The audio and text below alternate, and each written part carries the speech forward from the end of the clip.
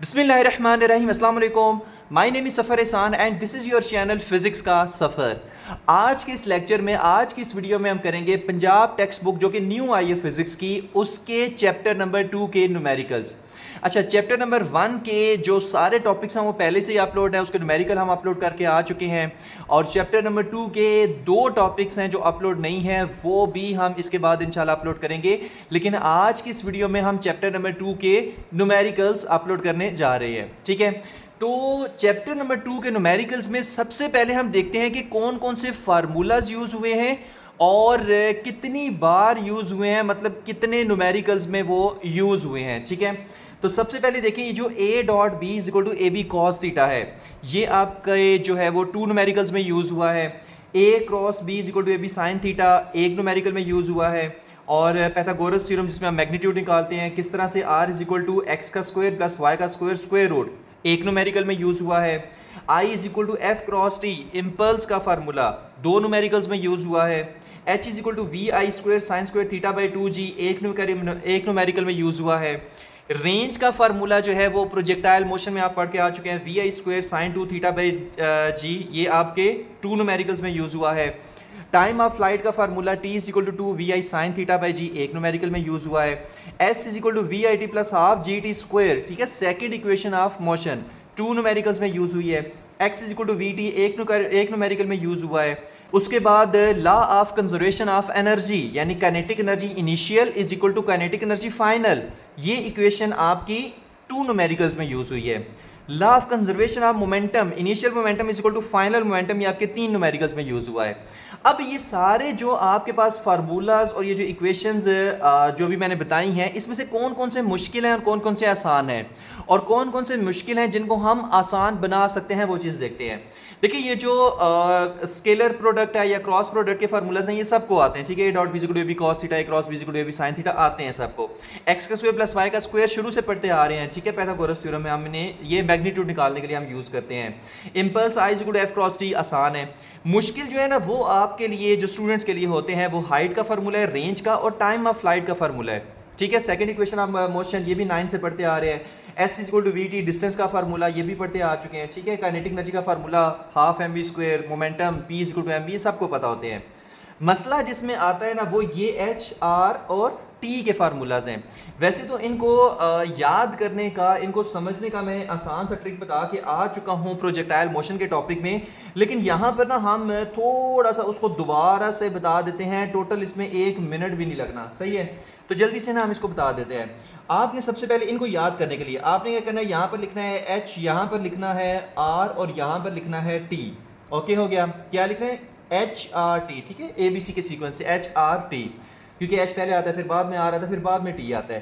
तो यहाँ पर फिर आपने सबके साथ क्या लिख देना है, V I sine theta by G, इसके साथ भी लिख देना है V I sine theta by G, इसके साथ भी लिख देना है V I sine theta by ji.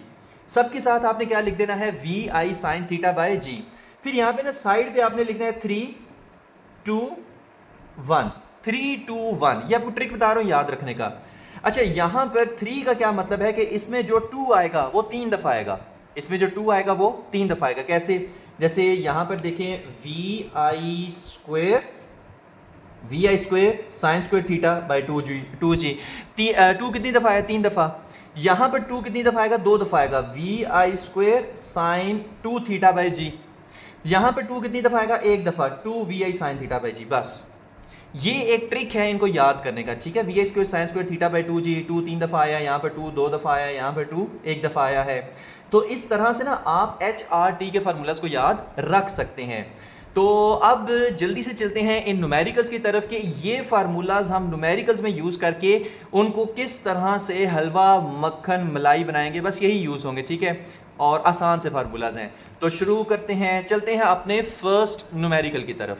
Numerical number 1 हमसे क्या इरशाद फरमाता है? सबसे पहले हम ये देखते हैं, the magnitude of cross product and scalar product of 2 vectors are 4 into square root 3 and 4। यानी कि जो मैग्नीट्यूड है किसका? क्रॉस प्रोडक्ट का, वो कितना है? 4 इंटू स्क्वायर रूट 3, क्योंकि क्रॉस प्रोडक्ट पहले लिखा हुआ है ना, तो जो पहले वाला मैग्नीट्यूड है वो क्रॉस प्रोडक्ट का है, यानी 4 इंटू स्क्वायर रूट 3 किसका मैग्नीट्यूड है? क्रॉस प्रोडक्ट का है, और 4 किसका मैग्नीट्यूड है, स्केलर प्रोडक्ट का है, किसका, 2 वेक्टर्स की। जाहिर है हम 2 वेक्टर्स के दरमियान क्रॉस प्रोडक्ट या स्केलर प्रोडक्ट लेते हैं।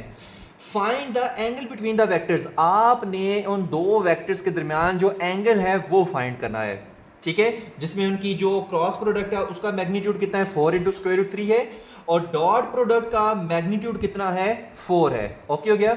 यहां पे देखिए मैंने मॉड के साइन लगाए ना, यानी कि हम डॉट प्रोडक्ट और क्रॉस प्रोडक्ट का जस्ट मैग्नीट्यूड ले रहे हैं। ओके हो गया। तो a cross b is equal to 4 into square root 3, और a डॉट b, क्योंकि स्केलर प्रोडक्ट क्या होती है, a dot b is equal to 4 आ गया, ठीक है।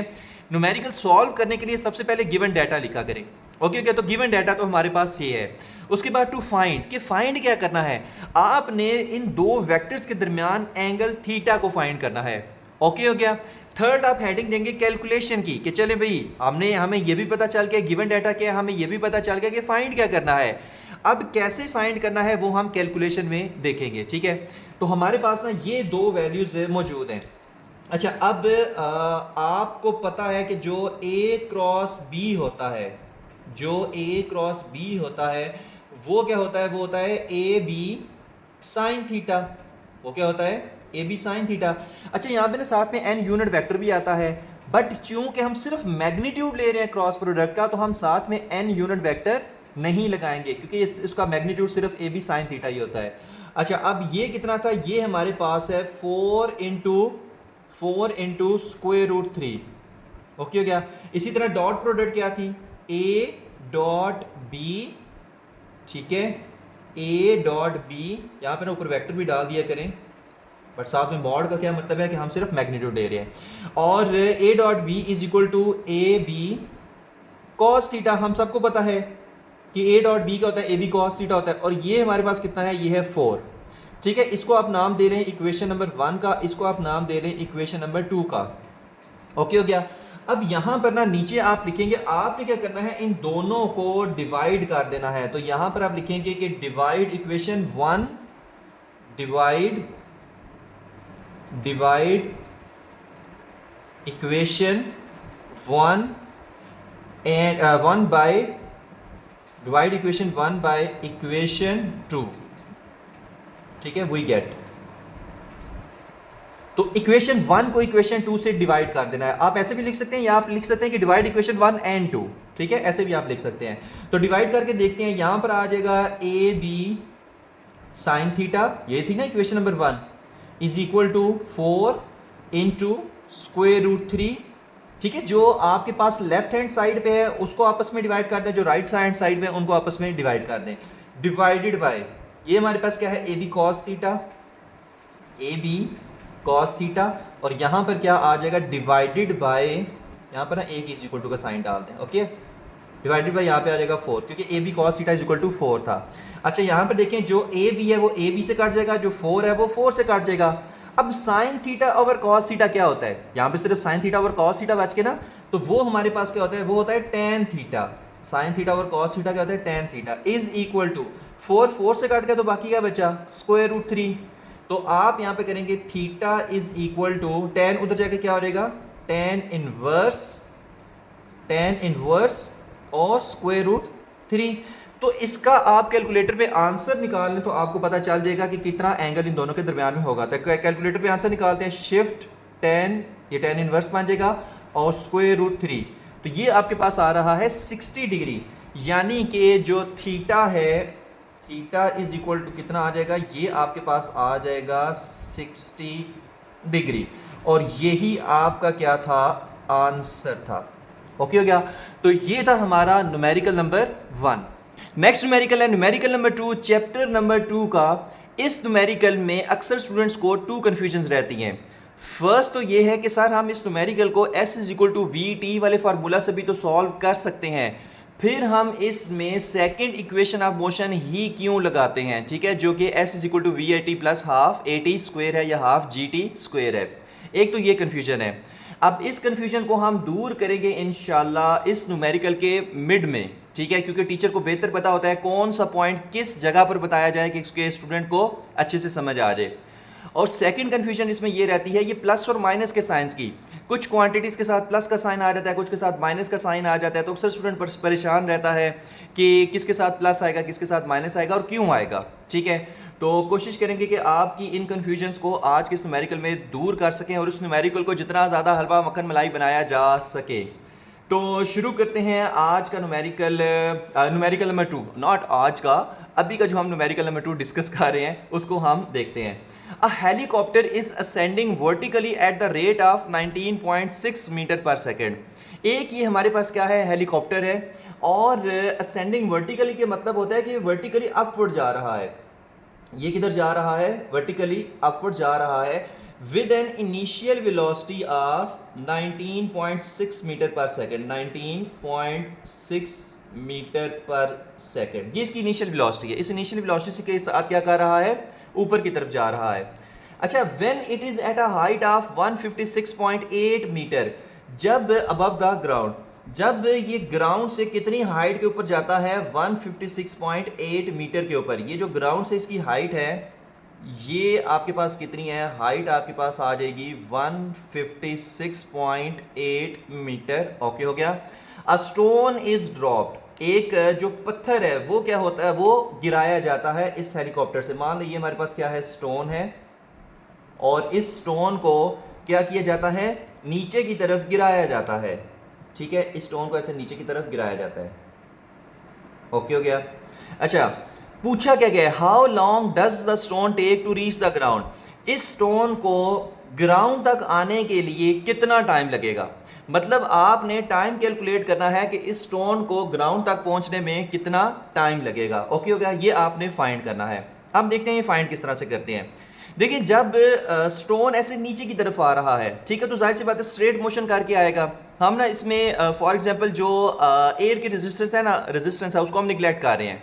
ठीक है, तो ये जो स्टोन है ये क्या करेगा, बिल्कुल स्ट्रेट नीचे आएगा। और जब कोई चीज़ स्ट्रेटली नीचे आती है, स्ट्रेट डिस्टेंस कवर करती है, तो उसमें डिस्टेंस और डिस्प्लेसमेंट क्या होते हैं, इक्वल होते हैं। डिस्टेंस और डिस्प्लेसमेंट क्या होते हैं, इक्वल होते हैं। डिस्प्लेसमेंट आपको पता है वेक्टर क्वांटिटी, और डिस्टेंस क्या है, स्केलर क्वांटिटी है। तो नीचे आते हुए आप ये कहने कि ये डिस्टेंस कवर कर रहा है या डिस्प्लेसमेंट कवर कर रहा है, एक ही बात है। ठीक है, अच्छा, नीचे आते हुए मुझे बताएं, यहाँ पर ना इस हेलीकॉप्टर को जब 156.8 मीटर की हाइट पे है, यहाँ से ना स्टोन को ड्रॉप किया जाता है, तो ग्राउंड तक पहुँचने तक कितना ये डिस्प्लेसमेंट कवर करेगा या कितना डिस्टेंस कवर करेगा, वो ये कवर करेगा S is equal to 156.8 metre. जाहिर है जितनी ये हाइट पे है उतना ही ये डिस्टेंस कवर करेगा ना, यहाँ से लेकर यहाँ तक, ग्राउंड तक पहुँचने तक। और इतना डिस्टेंस कवर करते हुए उसने कहा है कि कितना टाइम इसको लगेगा, ये आपने फाइंड करना है। ओके हो गया। अच्छा, अब एक्सेलरेशन, जाहिर सी बात है स्टोन नीचे की तरफ आ रहा है, तो एक्सेलरेशन ड्यू टू ग्रेविटी जो है वो भी किधर होगा, वो डाउनवर्ड ही होगा। मैं उसको ना यहाँ पर लिख रहा हूँ कि जो G है वो हमारे पास 9, ये एक्सेलरेशन ड्यू टू ग्रेविटी है। ठीक है, 9.8 मीटर पर सेकंड स्क्वायर। वैसे ये A is equal to 9.8 metre per second square है, लेकिन यहाँ पे एक्सेलरेशन ड्यू टू ग्रेविटी है, तो A is equal to G उसमें होता है। A इज इक्वल टू क्या होता है, G होता है। ठीक है, और इसकी डायरेक्शन किधर है, डाउनवर्ड है। सही है, एक्सेलरेशन ड्यू टू ग्रेविटी की डायरेक्शन किधर है, डाउनवर्ड है। सही है, यहाँ तक हो गया। हमारे पास VI की वैल्यू आ गया, ये डिस्टेंस की वैल्यू आ गया, और ये G की वैल्यू आ गई है। ओके हो गया। अच्छा, अब ये जो प्लस और माइनस के साइन है उनके बारे में हम जरा डिस्कस करते हैं। ठीक है, तो हमारे पास ना टोटल 3 चीज़ें हैं।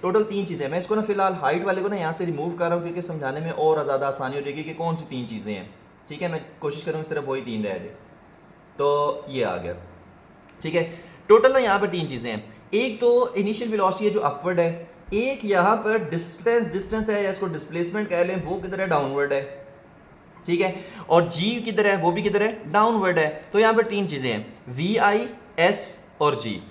अब यहाँ पर इसमें 2 चीज़ें जो है ना, यहाँ पर S और G जो है ये डाउनवर्ड है, और ये जो VI है इनिशियल वेलोसिटी, ये किधर है, अपवर्ड है। तो टोटल 3 क्वांटिटीज़ हैं, VI, G और S। अब इसमें आप 2 काम कर सकते हैं। यहाँ पर S और G जो हैं, ठीक है, ये डाउनवर्ड हैं, तो आप क्या करें, इनको प्लस में ले लें, और VI अपवर्ड है, इसको माइनस में ले लें।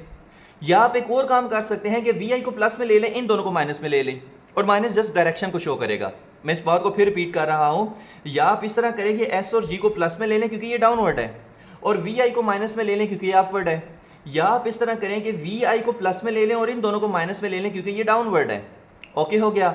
तो आपकी बुक के अकॉर्डिंग, क्योंकि डिफरेंट की बुक्स पे जो काम किया हुआ होता है हम उसके अकॉर्डिंग देखें तो हम इसमें ना फिर ये एस और जी को क्या लेंगे, नेगेटिव लेंगे। S is equal to minus 156.8 लेंगे और G is equal to minus 9.8 metre पर सेकेंड स्क्वायर लेंगे और वी आई जो है ना ये प्लस में लेंगे। ठीक है, तो ये जस्ट ना डायरेक्शंस को शो कर रहा है, जस्ट डायरेक्शंस को शो कर रहा है। माइनस का साइन यहाँ पे क्यों लगा, डिस्प्लेसमेंट और वेलोसिटी अपोजिट डायरेक्शन में है। सही है, यहाँ पर माइनस क्यों लगा, क्योंकि जी और वी आई अपोजिट डायरेक्शन में है, तो इसको प्लस में ले लिया, इन दोनों को माइनस में ले लिया डायरेक्शन के रिस्पेक्ट से। ओके हो गया। तो यहाँ तक ना इसका कॉन्सेप्ट पूरा होता है। अब हम देखते हैं कि इसको हम सॉल्व कैसे करेंगे। यहाँ में देखिए जो इनिशियल वेलोसिटी है वो कितनी है, 19.6 मीटर पर सेकंड है। जो डिस्टेंस है वो माइनस 156.8 है। जी है वो minus 9.8 metre per second square है। गिवन डाटा आपने ऐसे ही लिखना है।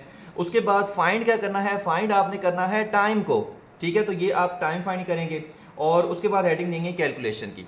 ठीक है, तो देखते हैं कि हम इस न्यूमेरिकल को किस तरह से सॉल्व करेंगे। अब हम इसको रेज कर रहे हैं क्योंकि हमें अब इसकी ज़रूरत नहीं रही। ठीक हो गया।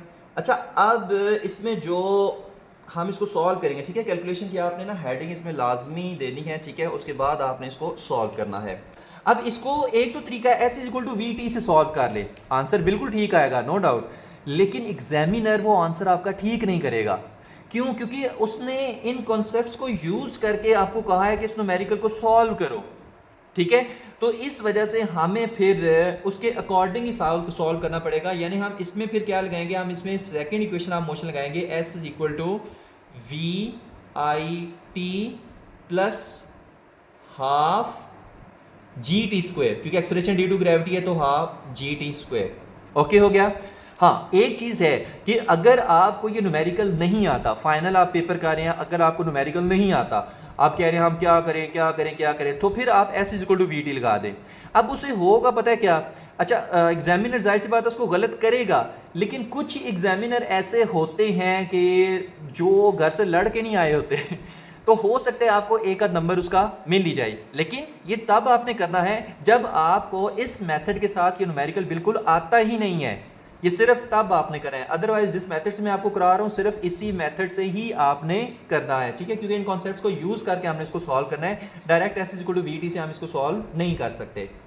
अच्छा, अब यहाँ पे देखिए डिस्टेंस आपके पास कितना है, वो आपके पास है, सिर्फ आप वैल्यू जस्ट पुट करनी है, वो आपके पास है माइनस 90 कितना कितना कितना, ये माइनस 156 माइनस 156.8।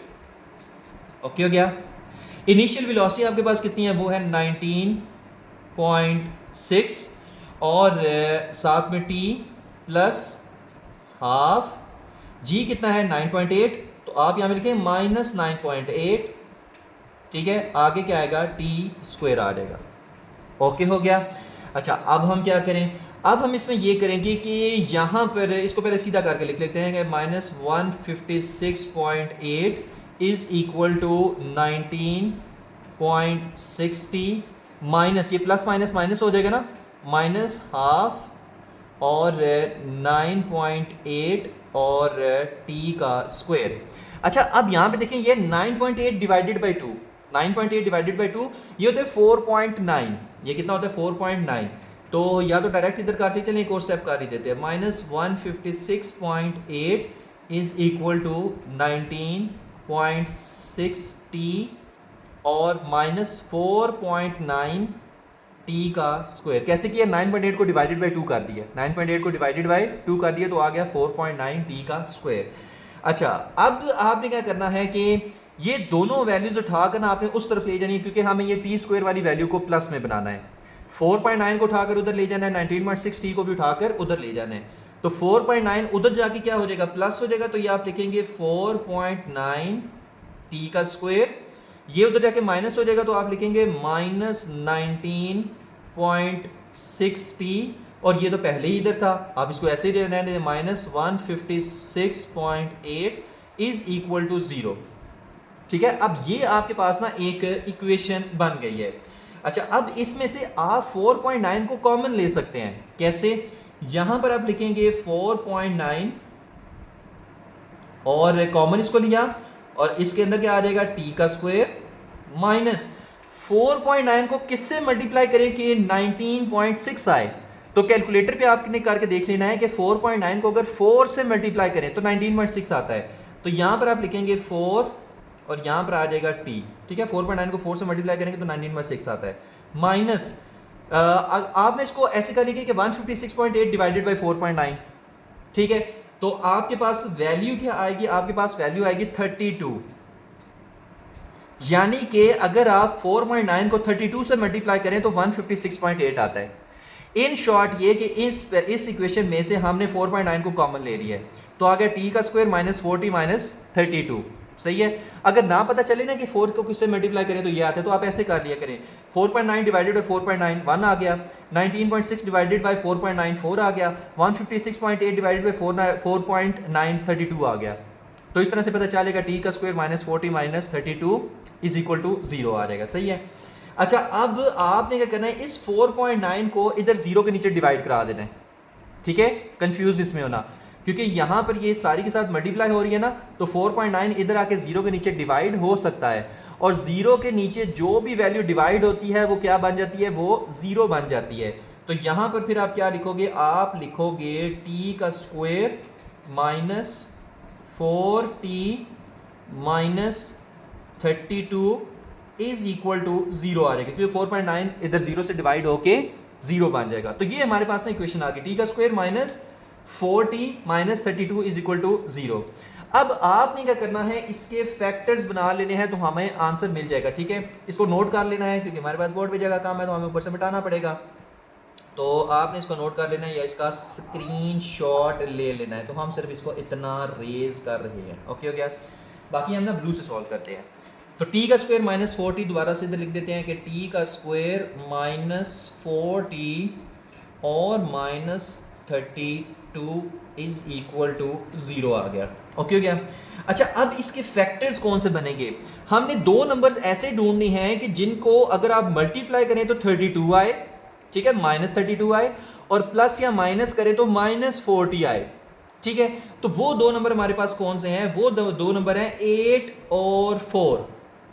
तो आपके पास ये फैक्टर कौन से बनेंगे, माइनस 8t, ठीक है, और प्लस 4t, ठीक है, माइनस 32 इज इक्वल टू 0। अब ये क्या हुआ, यहां पर देखें, 8 को 4 से मल्टीप्लाई करें, माइनस 8 को 4 से मल्टीप्लाई करें तो क्या आएगा, माइनस 32, और प्लस या माइनस करेंगे, माइनस 8 प्लस 4 क्या होता है, माइनस 4 होता है। तो प्लस या माइनस करने से आप प्लस माइनस करने से आपके पास माइनस 4 आना चाहिए, मल्टीप्लाई करने से माइनस 32 आना चाहिए। तो ये वो दो नंबर हैं जिसको मल्टीप्लाई करें तो माइनस 32 आएगा, और प्लस या माइनस करें तो माइनस 40 आएगा। तो इस वजह से टी का स्क्वायर इज इक्वल टू, इसको मैंने लिख दिया माइनस 80 प्लस 40, और ये माइनस 32 उसी तरह, ओके हो गया। तो फैक्टर्स बनाना आना चाहिए, जस्ट बायो वालों के लिए इशू होता है, मैथमेटिक्स वाले तो पहले से इसको जानते हैं। अच्छा, अब इसमें से देखें, पहले आप ये चीज़ देख लें, उसके बाद आप ये चीज़ देख लें। अब इसमें से आपके पास क्या चीज़ कॉमन आ सकती है, इसमें से मेरे पास कॉमन पता क्या आ सकता है, टी कॉमन आ सकता है। तो टी को कॉमन ले लिया, अंदर क्या बचा, टी माइनस 8, ठीक है। यहां से इस दोनों टर्म में से मैंने टी को कॉमन ले लिया, अंदर क्या बचा, टी माइनस 8, प्लस यहां से मैं क्या कॉमन ले सकता हूं, इन दोनों में से मैं 4 को कॉमन ले सकता हूं, तो अंदर क्या बचेगा, टी माइनस 8, सही हो गया। तो ये हमारे पास ना कुछ वैल्यूज आ गई है, सही है। यहाँ से 4 को कॉमन लिया, t माइनस 8 आ गया, यहाँ से t को कॉमन लिया और t माइनस 8 आ गया। ये दो टर्म्स हमेशा सेम होते हैं, ठीक है, t माइनस 8 t माइनस 8। अच्छा, अब इसको मैं ऐसे लिखे t प्लस 4, ऐसा भी लिख सकता हूँ, t प्लस 4 और t minus 8 is equal to 0, done हो गया। अच्छा, अब दोनों को अलग अलग, क्योंकि दोनों इज इक्वल टू 0 हैं, तो दोनों को हम अलग अलग 0 के इक्वल रख के देख लेते हैं आंसर हमारे पास क्या आएंगे। तो यहाँ पे आप लिखेंगे कि t plus 4 is equal to 0 और t minus 8 is equal to 0, ठीक है। अब इसके अकॉर्डिंग 4 इधर आके माइनस हो जाएगा, तो ये क्या आ जाएगा, t is equal to minus 4 second, और 8 जो है वो इधर आगे प्लस हो जाएगा, तो ये आ जाएगा t is equal two plus 8 second. अब हमारे पास ना दो सेट टाइम आए हैं, यानी कि ए के अकॉर्डिंग के टाइम स्टोन को ग्राउंड तक पहुंचने में -4 सेकंड लगेंगे और ए के अकॉर्डिंग 8 सेकंड लगेंगे। अब आपने कभी सुना है टाइम माइनस में? नहीं सुना। तो टाइम कभी भी माइनस में नहीं होता, टाइम हमेशा प्लस में होता है। तो ये वाला आंसर क्या है? रॉन्ग है। ये वाला आंसर क्या है? राइट है। तो आपके पास t = 8 सेकेंड, ये आपके पास आंसर आएगा। ओके हो गया? t = 8 सेकेंड, ये आपके पास आंसर आएगा, यानी कि स्टोन ग्राउंड तक पहुंचने में कितना टाइम लेगा? 8 सेकेंड लेगा। डन हो गया। तो ये था हमारा न्यूमेरिकल नंबर 2। नेक्स्ट न्यूमेरिकल है numerical number 3, if a plus B, ठीक है, a प्लस बी का मैग्नीट्यूड उन्होंने दिया हुआ है। If a plus B is equal to a minus B, ठीक है, इसका भी मैग्नीट्यूड दिया हुआ है। Then prove that a and b are perpendicular to each other. कहता है कि अगर आपके पास दो वेक्टर्स हैं, एक वेक्टर है आपके पास a वेक्टर, ठीक है, और एक आपके पास वेक्टर है b वेक्टर। ये आपके पास कौन सा वेक्टर है? b वेक्टर है। तो आपने प्रूव करना है कि ये जो दोनों आपके पास वेक्टर्स हैं, इनके आपस पे जो एंगल है वो कितना है? वो 90 डिग्री है। आपने क्या करना है कि a और b के दरमियान एंगल कितना है? 90 डिग्री है। क्यों? क्योंकि जब 90 डिग्री पे a और b होते हैं आपस में, तो जो इनका सम होता है, ये वाला जो सम होता है, जैसे ये आपके पास क्या आएगा? ये आएगा a प्लस बी, ठीक है, क्या आएगा? r is equal to a plus B. Resultant इसी तरह आता है ना। और जो इनका डिफरेंस है, डिफरेंस आप कैसे लेते हैं? b वेक्टर को उलट दें, यानी b वेक्टर अगर इस तरफ आ जाए, तो ये आपके पास क्या बन जाएगा? ये -b बन जाएगा। सही है। अच्छा, अब ये जो इनका रिजल्टेंट होगा, ये वाला जो रिजल्टेंट होगा, ये क्या होगा? ये आपके पास होगा a माइनस बी, ठीक है। ये अब देखें, इसमें ये जो a प्लस बी है, ठीक है, रिजल्टेंट वेक्टर, इसका मैग्नीट्यूड ले रहे हैं, याद रखना है, ठीक है। ये इक्वल है a माइनस बी के, a माइनस बी वेक्टर के, यानी कि ये जो a प्लस बी है, ठीक है, जो सम है ये डिफरेंस के या जो सब्ट्रैक्ट आपने किया है उसके इक्वल तब होगा जब a और b के दरमियान एंगल कितना होगा? 90 डिग्री होगा। तो आपने यही प्रूव करना है कि a और b आपस में क्या है? परपेंडिकुलर हैं, तब ये जो a plus B is equal to a minus B होता है। डन हो गया। ये आपने प्रूव करना है कि इसके दरमियान एंगल कितना है? 90 डिग्री है। अच्छा, प्रूव कैसे करेंगे? प्रूव हम करेंगे डॉट प्रोडक्ट से। जैसे आप देखिए a dot b is equal to क्या होता है? a b cos theta. तो अगर a वेक्टर और b वेक्टर के दरमियान एंगल 90 डिग्री हो, तो a dot b is equal to a b cos 90 degree आता है, और a dot b is equal to कितना आता है? 0 आता है। यानी कि इसका इसमें कहने का मतलब आपका यह है कि अगर a dot b is equal to 0 आ जाता है, तो हम यहाँ पे क्या करेंगे? a और b की ना डॉट प्रोडक्ट लेंगे, a और b के आपस में क्या करेंगे? डॉट प्रोडक्ट लेंगे। अगर तो आंसर 0 आ जाता है, इसका मतलब है a और b के दरमियान जो एंगल है वो कितना है? 90 डिग्री है। तो हो गया प्रूफ, क्योंकि हमने प्रूव करना है कि a और b आपस में क्या है? परपेंडिकुलर हैं, और अगर आपस में परपेंडिकुलर होंगे यानी इनके दरमियान 90 डिग्री एंगल होगा, तो इनकी डॉट प्रोडक्ट लाजमी 0 आएगी। ओके हो गया। और यही हमने क्या करना है? प्रूव करना है कि इनकी डॉट प्रोडक्ट 0 आती है। अगर तो डॉट प्रोडक्ट 0 आ गई, तो इसका मतलब है ये दोनों a और b जो है, ठीक है, a वेक्टर और b वेक्टर, ये आपस में क्या है? परपेंडिकुलर हैं। अब देखते हैं हम प्रूव कैसे करते हैं। उसको प्रूव करने के लिए आपके पास जो गिवन डाटा है, पहले वो तो लिखिए ना, यानी जो उसने कंडीशन दी हुई है, और ये कंडीशन सिर्फ 90 पे होती है, ठीक है। कंडीशन आपके पास क्या दी हुई है? a प्लस बी वेक्टर, ठीक है, इसका क्या है? मैग्नीट्यूड उन्होंने लिया हुआ है, सही है, is equal to a minus B. इन दोनों के ऊपर आप वेक्टर डालेंगे और ये आ गया। अब आपने क्या करना है? ये जो आपके पास रिजल्टेंट की वैल्यूज दी हुई हैं, a plus B, a minus B, इनका आपने दोनों तरफ आपने क्या कर देना है? स्क्वायर ले लेना है। दोनों तरफ आपने क्या कर लेना है? स्क्वायर ले लेना है। सबसे पहले तो ये काम करना है, दोनों तरफ आपने क्या करना है? स्क्वायर ले लेना है। जब दोनों तरफ आप स्क्वायर ले लेंगे तो आप इसको अलग अलग आप लिख लें। यहां पर आप लिख लें a प्लस बी, ठीक है, वेक्टर, और यहां पर भी आप क्या लिख लें? a plus B vector. आप ऐसे इसको लिख सकते हैं ना, क्योंकि ऊपर स्क्वायर है ना, तो हम इसको इस तरह से लिख सकते हैं। इसी तरह आप इसको इस तरह से लिख लें कि a माइनस बी, और यहाँ पर भी आप लिख लें a माइनस बी। सही, दोनों आपस में मल्टीप्लाई हो रहे हैं।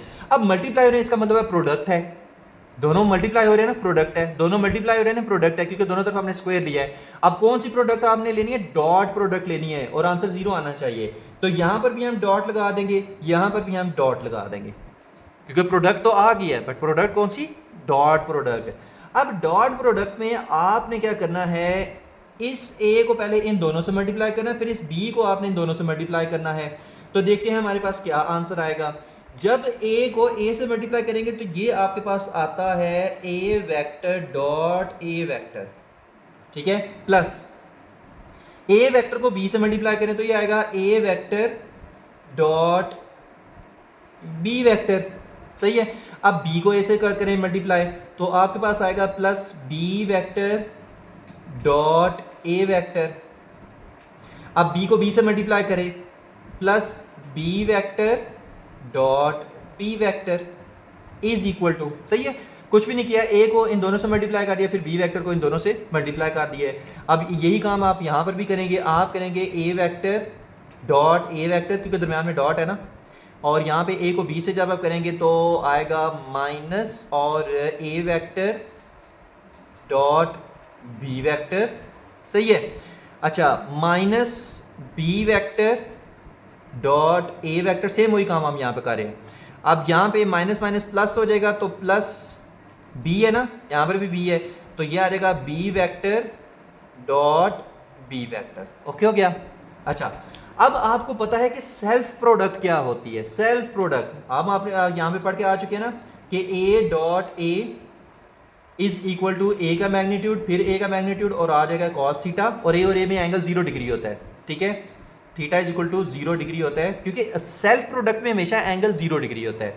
तो cos 0 1 होता है, cos 0 क्या होता है? 1 होता है। तो यहां पर आ जाता है a dot a is equal to a square आता है, a dot a is equal to क्या आता है? a स्क्वायर आता है, ठीक है, याद रखना है। तो इस वजह से जहां पर a डॉट a आएगा या b डॉट b आएगा, हम a स्क्वायर और b स्क्वायर इस तरह से लिखेंगे। सही है।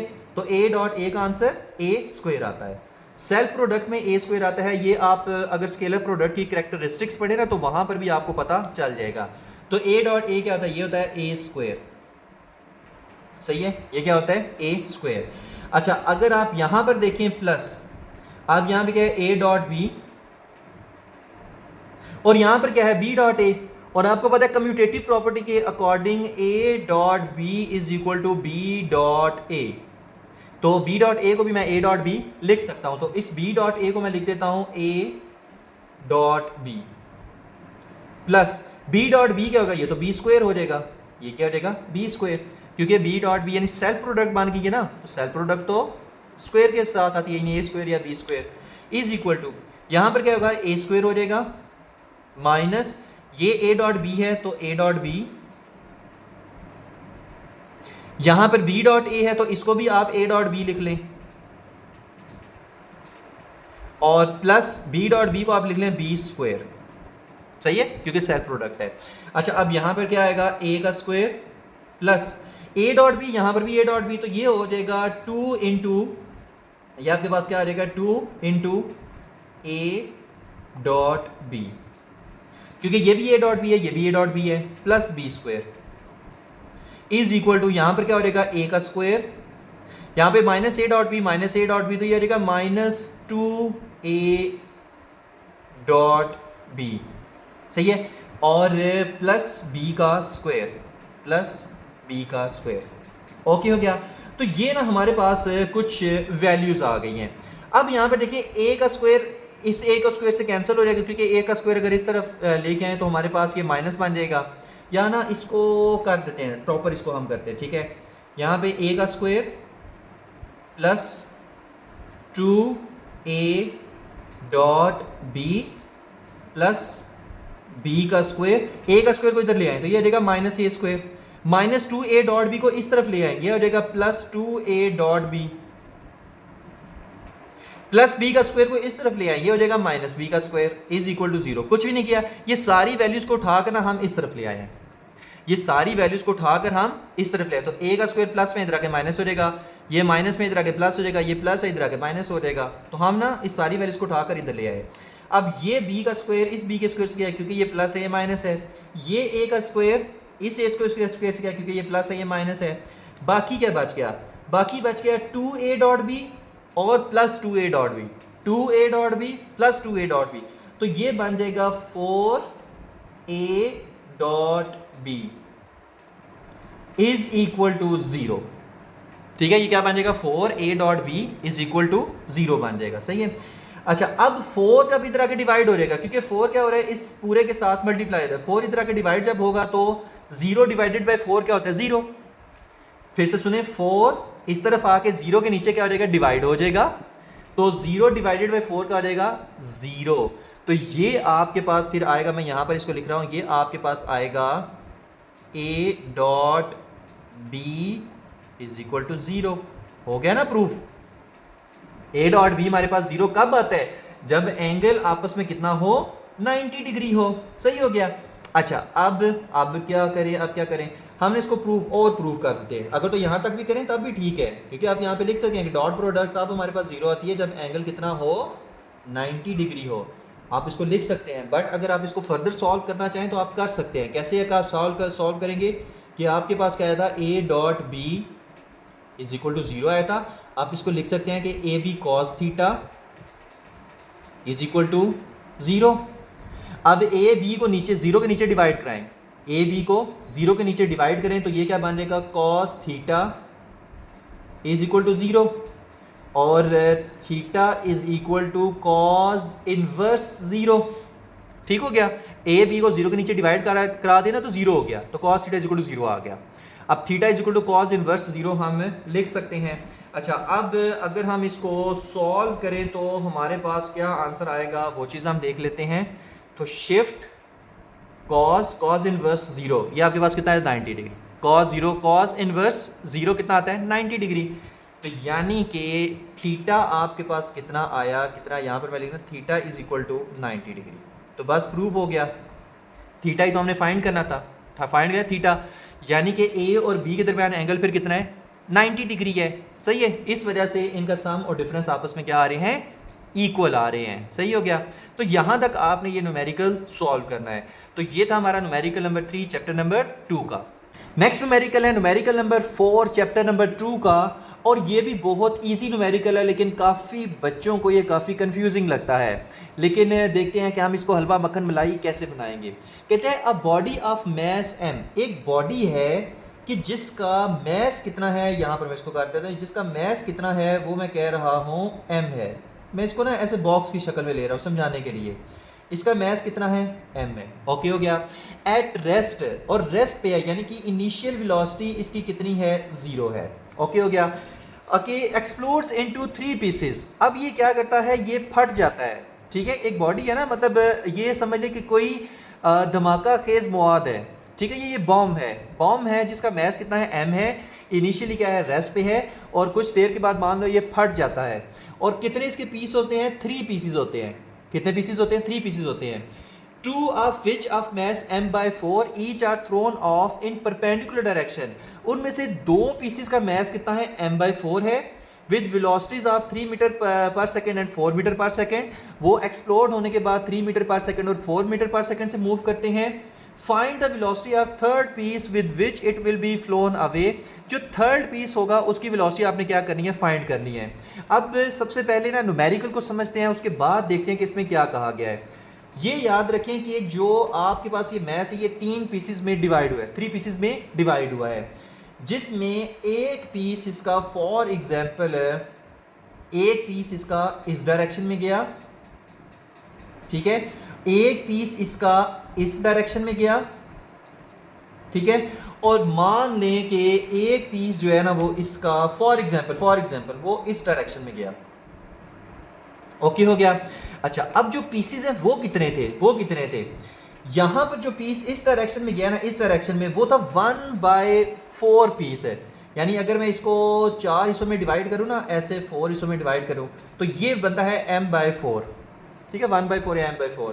तो ये एक छोटा सा पीस में इसमें से ये उठाने लगा हूँ, ये आपके पास है पीस ये वाला, ठीक है, ये वाला पीस है। अब ये कितना है, ये है m/4, सही है। इसी तरह एक और पीस है, ठीक है, ये वाला फॉर पहले मैंने ये वाला उठाया था ना, इतना हिस्सा, सिर्फ इतना हिस्सा। अब यही आपके पास एक ये हिस्सा बन जाता है, ये भी कितना है, m/4 ही है, ग्रीन वाला भी, तो ये भी कितना है, m/4 है, सही है। अच्छा, अब एक और पार्ट है, क्योंकि 3 पार्ट हुए थे। अब ये पार्ट जो इस डायरेक्शन में गया, ये कितना है, ये हिस्सा, ये वाला, ये कितना है, ये है m/2, मतलब हाफ पीस, सही है। टोटल इसके ना 3 पीसेस हुए, एक हाफ पीस हुआ ये वाला m/2, और ये गया फॉर एग्जांपल इस डायरेक्शन में। एक ये जो हाफ के भी 2 पीसेस हुए, उन 2 पीसेस को एक मैंने m/4 हो गया, एक m/4, क्योंकि m/4 क्या है, 4th पीस इसका। तो ये जो, इसको भी अगर मैं ग्रीन से बना दूं, अगर आप कंफ्यूज ना हो तो ये भी ना ग्रीन, टाइम थोड़ा लगेगा समझने में, लेकिन मजा आएगा समझ आ गई तो। ये ग्रीन वाला पीस है, ब्लू वाला m/4, ग्रीन वाला m/4, और ये सारा ये रेड/2, ये m/2 है, क्योंकि ये हाफ पीस है ये रेड वाला, तो m/2। तो 3 पीसेस में डिवाइड हुआ, m/4, m/4 और m/2। अच्छा, जिसमें जो 2 पीसेस है ना, वो क्या कह रहा है कि परपेंडिकुलर है आपस में, यानी 90 डिग्री है उनके आपस में जो एंगल बन रहा है, ठीक है, वो 90 डिग्री के एंगल पे ऐसे दूर दूर गए हैं। तो ये इनके दरमियान एंगल कितना है, 90 डिग्री है, सही है। अब एक इसको आप कह लें कि ये आपके पास क्या है, m1 है, ये वाला m1 है, जिसको आप m/4 कह रहे हैं।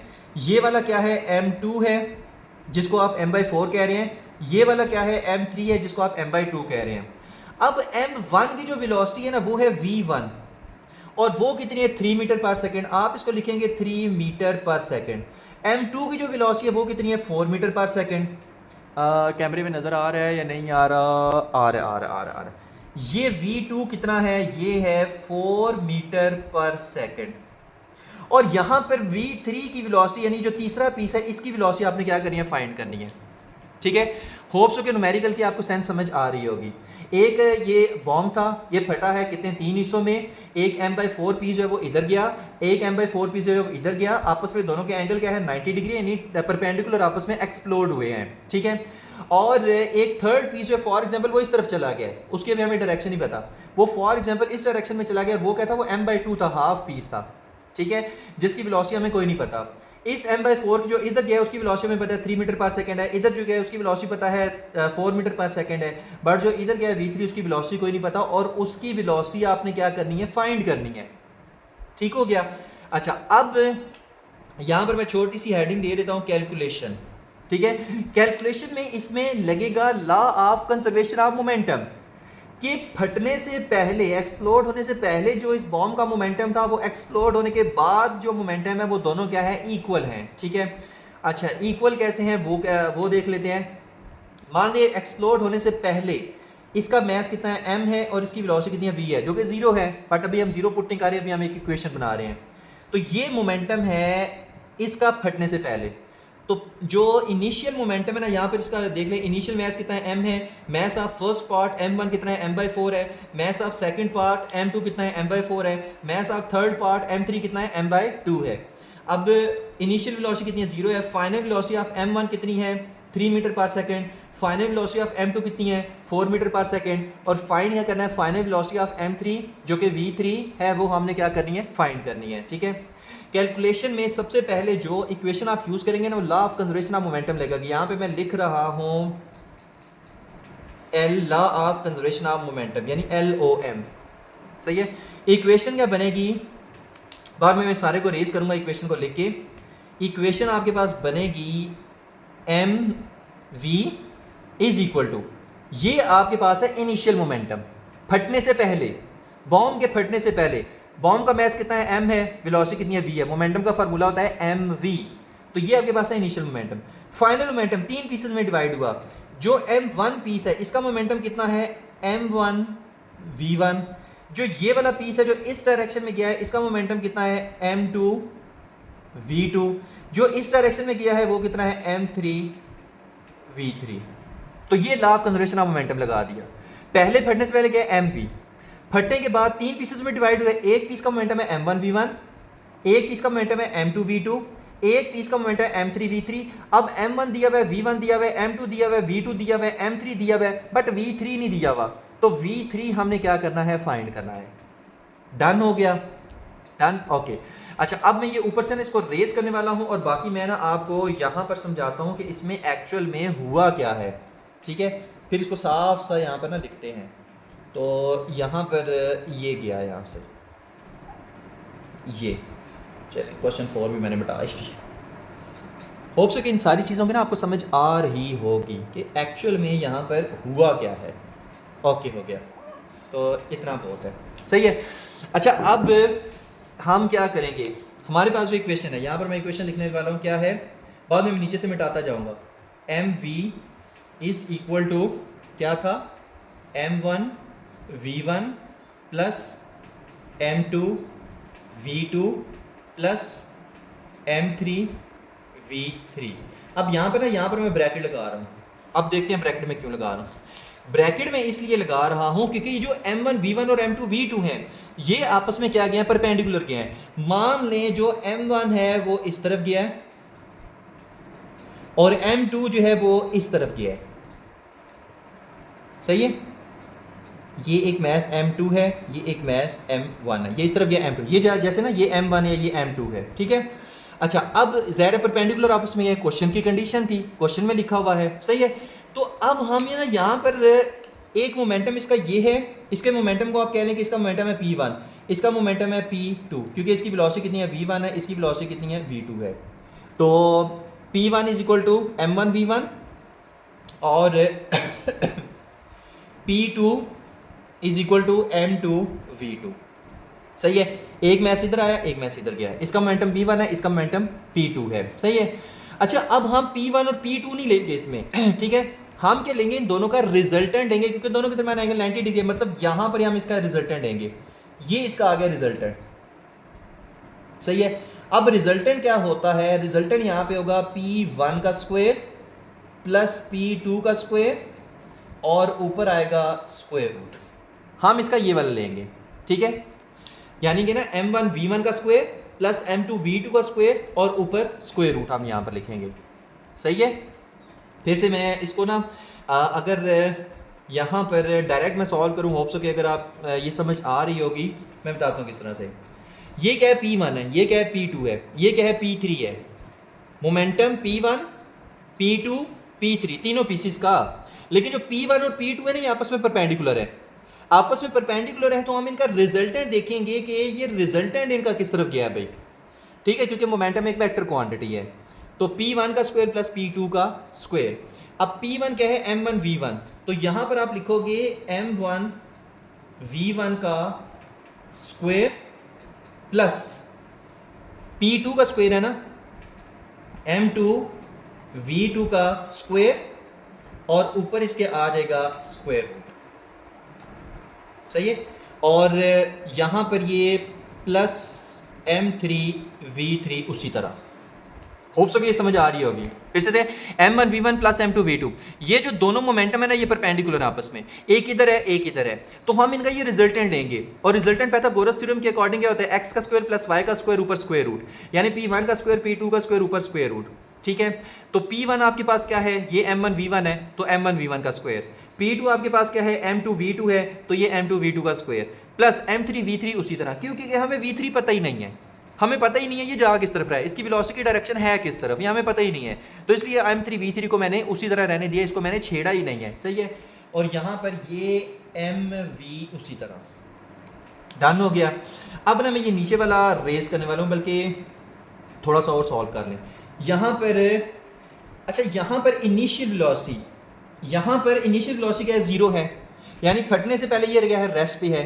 तो ये आप लिखेंगे m और यहाँ पर आएगा 0, क्योंकि ये रेस्ट पे है, फटने से पहले रेस्ट पे है, ये इसका फटने से पहले मोमेंटम है, इज इक्वल टू। अच्छा, अब इसमें ना वैल्यूज को थोड़ी पुट करते हैं, ठीक है। वैल्यूज पुट करने में m1 कितना है पहले ये बताएं, m1 कितना है, ये m1 है, m1 कितना है, m/4 है, तो आप यहाँ पे लिखेंगे m/4। और v1 कितना है, v1 तो 3 मीटर पर सेकंड है, और यहाँ पर आप लिखेंगे 3, तो ये इसका आ जाएगा स्क्वायर, प्लस m2 कितना है, m/4 है, तो यहाँ पर आप लिखेंगे m/4। v2 कितना है, v2 है 4, तो यहाँ पर आप लिखेंगे 4 और इसका स्क्वायर, और ऊपर क्या आ जाएगा, स्क्वायर रूट आ जाएगा।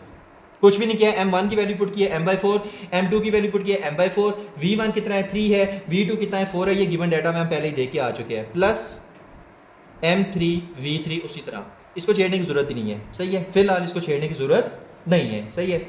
अच्छा, अब मैं ये नीचे वाला थोड़ा रेस कर रहा हूँ क्योंकि ये हमारे पास वैल्यूज लिखने गई हैं, तो ये भी रेस और इसको भी रेस कर देते क्योंकि इसका भी हमारे पास अब कोई जवाब नहीं बचता यहाँ पर रुकने का। होप से कि सारा न्यूमेरिकल आपको समझ आ रहा होगा, सही है। अच्छा, इसको आप सीधा करके m को 0 से मल्टीप्लाई करें, ये 0 हो जाता है। अच्छा, ये क्या हो जाएगा, ये 3m/4 का स्क्वायर प्लस 4 को m से मल्टीप्लाई करें, ये 4m/4 का स्क्वायर, और ऊपर क्या आ जाएगा, स्क्वायर रूट आ जाएगा, ठीक है। अच्छा, प्लस m3 v3, ओके हो गया। अच्छा, जब इसको सॉल्व करेंगे तो 0 इज इक्वल टू, यहाँ पे 3 3 क्या होता है, 9 होता है, तो ये आ जाएगा 9, ये हमारे पास क्या आ जाएगा 9m स्क्वायर डिवाइडेड बाय 4 4 क्या आता है 16 होता है, तो यहाँ पर आ जाएगा 16, ओके हो गया। प्लस यहाँ पे 4 4 से कट जाएगा, 4 4 से कट जाएगा, तो ये सिंपल आ जाएगा m का स्क्वायर, और ऊपर यहाँ पे क्या आ जाएगा, स्क्वायर रूट आ जाएगा, प्लस m3 v3 उसी तरह, ओके हो गया।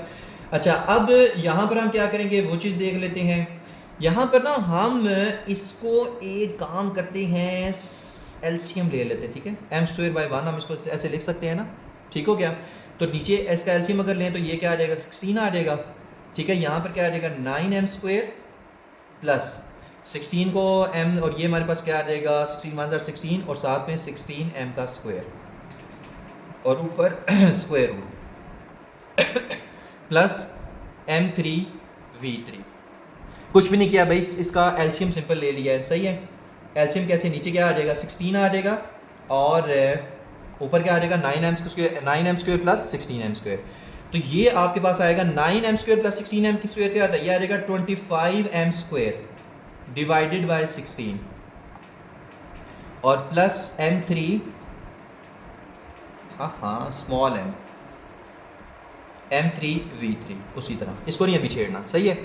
और अब मैं डायग्राम को ना मिटाना नहीं असल में चाह रहा, क्योंकि डायग्राम से एक चीज़ आपको समझानी है जब रिजल्ट निकलेगा, तो बाकी हम इसका पार्ट यहाँ पे सॉल्व करते हैं, ठीक है। अच्छा, अब 25 का स्क्वायर रूट कितना होता है 5, तो ये आपके पास आ जाएगा 5m डिवाइडेड बाय 16 का स्क्वायर रूट कितना होता है, ये आपके पास आ जाएगा 4, तो 5m डिवाइडेड बाय 4 आ जाएगा, सही है। यहाँ पर क्या आ जाएगा, इज इक्वल टू 0, सही है। 25 का स्क्वायर रूट आपके पास 5 होता है ना, m का स्क्वायर रूट से काट जाएगा तो 5m आ जाएगा। यहाँ पर 16 का स्क्वायर रूट कितना होता है 4 होता है, तो आपके पास यहाँ पर 4 आ जाएगा, तो 5m/4 plus m3 v3, done हो गया। अब ये m3 क्या था, m3 क्या था, ये तो m/2 है, m3 क्या था m/2 है, तो ये आप यहाँ पे लिखेंगे 0 is equal to 5m divided by 4 plus m/2 और v3 आ जाएगा, सही है। अब इसका वो एलसीएम वगैरह नहीं ले सकते क्योंकि यहाँ पर क्या है v3 भी साथ में है ना, मसला ये है। तो 5m/4 को इस तरफ ले आए, ये बन जाएगा -5m/4 is equal to m/2, और यहाँ पर क्या आ जाएगा v3 आ जाएगा, डन हो गया। अच्छा, अब ये m इस m से काट गया, 2 इधर जाके मल्टीप्लाई हो जाएगा, तो ये आ जाएगा -10 divided by 4 is equal to v3, क्योंकि m यहाँ पर नीचे आके डिवाइड हो जाएगा ना, तो m से काट जाएगा, तो मैंने इधर ही काट दिए।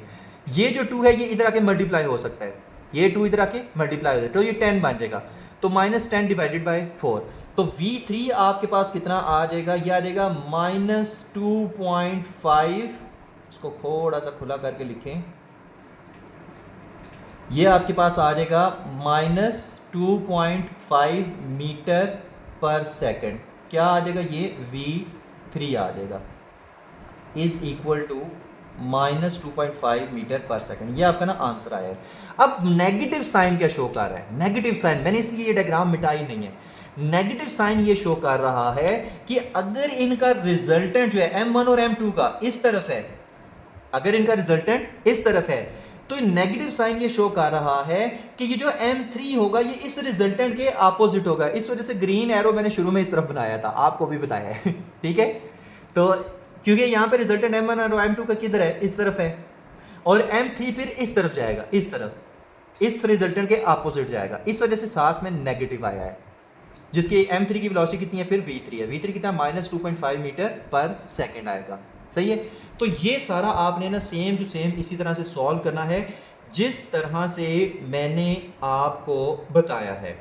ओके हो गया? होप सो ये सारी कहानियाँ आपको समझ आ गई होंगी। तो ये था हमारा न्यूमेरिकल नंबर 4 चैप्टर नंबर 2 का। नेक्स्ट न्यूमेरिकल है न्यूमेरिकल नंबर 5, और बहुत इजी न्यूमेरिकल है। जस्ट वो ट्रिक याद रखना है जो फार्मूलाज याद करने का मैंने आपको बताया था शुरू में। A cricket ball is hit upward at an angle of 45 degree. एक क्रिकेट बॉल है जिसको हिट किया जाता है अपवर्ड, कितने एंगल के ऊपर है? 45 डिग्री के एंगल के ऊपर। ठीक है। वेलोसिटी कितनी कितनी वेलोसिटी के साथ? 20 मीटर पर सेकेंड। वी आई कितना है? 20 मीटर पर सेकेंड। कहते हैं find its time of flight. Time of flight आपने बताना है कि कितनी देर फॉर एग्जांपल ये हवा में रहा, यहाँ से हिट लगाने के बाद ग्राउंड तक आने में। मैक्सिमम हाइट, ये जो हाइट मैक्सिमम इसने अचीव की है हाइट, ये आपने बतानी है कितनी है। How far away it hits the ground, ये जो रेंज इसने कवर की है वो आपने बतानी है। यानी कि इनिशियल वेलोसिटी आपको दी है 20 metre per second, theta 45 degree, और जी कितना है? 9.8 मीटर पर सेकंड स्क्वायर। ठीक हो गया। जी की तो वैल्यू वैसे ही हमें पता होती है ना, ठीक है, कांस्टेंट वैल्यू है। तो 9.8 मीटर पर सेकंड स्क्वायर। अच्छा, फाइंड आपने क्या करना है? फाइंड का क्या करना है? Time of flight, height of projectile और रेंज ऑफ प्रोजेक्टाइल। ओके हो गया? तो ये तीन चीज़ें आपने फाइंड करनी है। अब ये फाइंड करने के लिए सिंपल सी बात है, आपको सिर्फ फार्मूला इसका आना चाहिए। ठीक है। अब जो हाइट का फार्मूला होता है वो आपके पास क्या होता है? इसको थोड़ा सही कर दे आप। सही है, ये हिलेगा नहीं ना? आ रहा कैमरा में? बिल्कुल आ रहा है। अच्छा, हाइट का फार्मूला क्या है? H is equal to V I square sine square theta by 2g, और एच आर यानी रेंज ऑफ प्रोजेक्टाइल वो कितना है? V I square sine 2 theta, हाँ, साइन 2 थीटा बाय जी, और t कितना है? वो आता है 2vi साइन थीटा बाय जी। सारी वैल्यूज दी हुई है, जस्ट पुट करनी है। तो सबसे पहले हम निकालते हैं कि जो हाइट ऑफ प्रोजेक्टाइल है वो कितनी आ रही है। सही है। तो height height height height height, ठीक है। हाइट आपके पास कितनी आ रही है? V I square sine square theta by 2g। सही है। अच्छा, वी आई स्क्वेयर मतलब 20 है ना, तो 20 का स्क्वायर, 20 का स्क्वायर, इनिशियल वेलोसिटी 20 है ना, और साइन थीटा कितना है? 45 डिग्री, और इसका स्क्वायर, क्योंकि साइन स्क्वायर थीटा है ना, तो साइन 45 डिग्री का square divided by 2 into 9.8 metre पर सेकेंड स्क्वायर। ठीक है। अच्छा, अब सिंपली इसको सॉल्व कर लेना है और देखते हैं कि सॉल्व करके हमारे पास कितना आंसर आ रहा है। ठीक है। तो सबसे पहले 20 का स्क्वायर, ठीक है, ये आ जाएगा 400। साथ साथ इसको लिखते जाते हैं। ये आपके पास कितना आएगा? 400। अच्छा, साइन 45 कितना होता है भाई? साइन 45 ये आपके पास होता है 0.707, और इसका स्क्वायर आपके पास कितना आएगा? ये आपके पास आ जाएगा 0.5 आ जाएगा। इसका स्क्वायर कितना आ जाएगा? 0.5 आ जाएगा, डिवाइडेड बाय 9.8 मल्टीप्लाई बाय 2 आप करेंगे। ठीक है। 9.8 मल्टीप्लाई बाय 2 ये आ जाएगा 19.6। ठीक है। पार्ट्स में इसको कोशिश किया करें कि सॉल्व किया करें। अब 400 को 0.5 से मल्टीप्लाई करेंगे तो 200 आएगा। ठीक है। 0.5 मतलब 1/2, तो 400 डिवाइडेड बाई 2 200 आ जाएगा। Divided by 19.6 is equal to, अब 200 डिवाइडेड बाय 19.6 ये आ जाता है 10.2। तो हाइट आपके पास आ जाएगी 10.2 मीटर। ओके हो गया, तो हाइट तो निकल आई। अच्छा अब नेक्स्ट हम देखते हैं, या हम इसको रेज कर रहे हैं। ओके इसका ख़त्म किस्सा। अच्छा नेक्स्ट टाइम ऑफ फ्लाइट को देख लेते हैं। ठीक है, टाइम ऑफ फ्लाइट आसान है वो, t इज इक्वल टू क्या है 2vi साइन थीटा बाय जी। सही है। अच्छा ये फार्मूला हमने पुट किया, टाइम ऑफ फ्लाइट अब हम फाइंड करें। ये हाइट तो फाइंड कर लिया है, हाइट तो फाइंड हो गया, ये फाइंड हो गया। अब time of flight, time of flight find करने के लिए 2 इंटू 20 और साइन थीटा कितना है 45 डिग्री डिवाइडेड बाय 9.8। ओके हो गया। अब 2 इंटू 20 क्या हो जाएगा 40 और साइन 45 कितना होता है, साइन 45 वैसे तो 0.707 समथिंग निकला था, साइन 45 0.707, तो 0.707 डिवाइडेड बाय 9.8। अच्छा अब इसको मल्टीप्लाई कर दें 40 से 0.707 को, तो आ जाएगा 28.28। इसको डिवाइड आपने कर देना है 9.8 से, तो ये आपके पास आ जाएगा 2.88। टाइम ऑफ फ्लाइट कितना आ जाएगा 2.88। अच्छा 88 को मैं सिंपल लाइन, या मैं ऐसे ही लिख दूँ तो इसको मैंने सिंपल लाइन लिख दिया तो 2.9 सेकेंड। तो ये आ गया टाइम ऑफ फ्लाइट। ओके हो गया। अच्छा अब हमारे पास हाइट भी निकल आई है और टाइम ऑफ फ्लाइट भी निकल आया है। अब हम देखते हैं रेंज हम कैसे निकालें। ठीक है, तो रेंज निकालने के लिए उसका formula r is equal to V I square sine 2 theta by G. Okay हो गया। अच्छा अब रेंज बड़ी आसान है निकालनी, 20 का स्क्वायर क्योंकि इनिशियल वेलोसिटी कितनी है 20 है, और sine 2 into 45 degree divided by G, इसको यहीं पे मैं इसको कर रहा हूँ।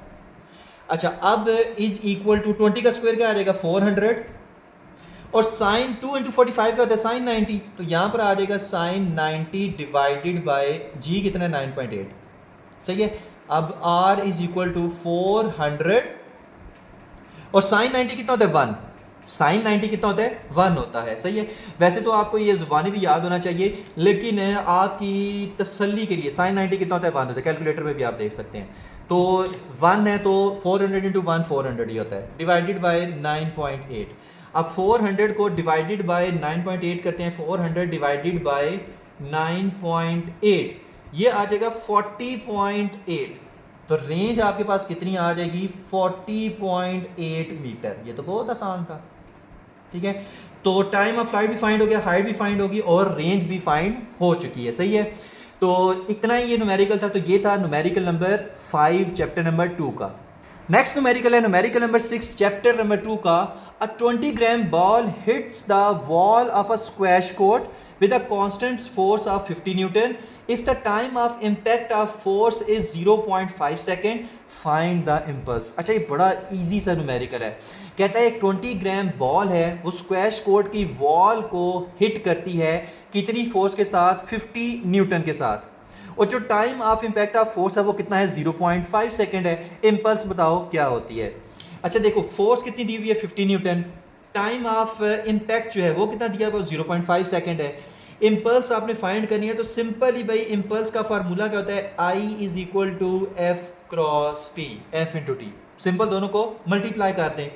अच्छा अब फोर्स आपको कितनी दी हुई है ये आपको याद रखें कि ये शॉर्ट क्वेश्चंस में आता है 2 मार्क्स के लिए। अक्सर ये जो है ना जो लॉन्ग क्वेश्चन के साथ वाला न्यूमेरिकल होता है अक्सर उसमें नहीं आता। ये शॉर्ट क्वेश्चंस में जो छोटे छोटे न्यूमेरिकल होते हैं ना 2 मार्क्स के लिए, ये अक्सर उसमें आ जाता है। तो फोर्स कितनी दी हुई है 50, टाइम कितना दिया हुआ है 0.5।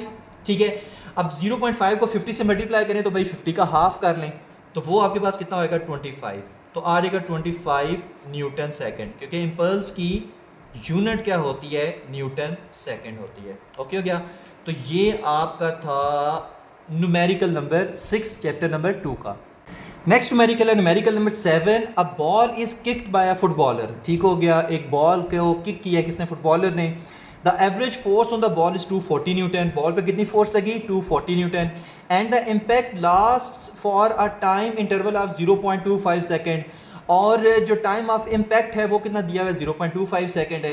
कैलकुलेट क्या करना है, चेंज इन मोमेंटम, जाहिर सी बात है जब वो बॉल को किक करेगा तो मोमेंटम चेंज होगा, तो चेंज इन मोमेंटम आपने फाइंड करना है। State direction of change in momentum, के मोमेंटम जो चेंज हुआ है वो किस डायरेक्शन में हुआ है आपने ये भी साथ में बताना है। ओके हो गया।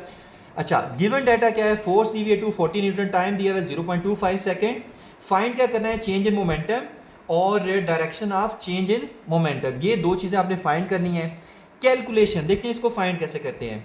अब देखिए जो फोर्स का फार्मूला एक आपने पढ़ा हुआ क्या है, F is equal to change in momentum with respect to time, एक ये भी फोर्स का फार्मूला आपने पढ़ा है ना। आप इसको लिख सकते हैं कि delta P is equal to F cross T या F इंटू टी, ठीक है। अच्छा, अब डेल्टा P फाइंड करने के लिए ये F इंटू टी क्या था, ये था इम्पल्स था, तो अगर चेंज इन मोमेंटम फाइंड करना तो इम्पल्स फाइंड कर लें। अब सिंपल इसमें वैल्यूज पुट करते हैं, तो delta P is equal to force कितनी है 240, टाइम कितना लगा है 0.25 सेकेंड। ओके हो गया, टाइम कितना लगा है 0.25 second.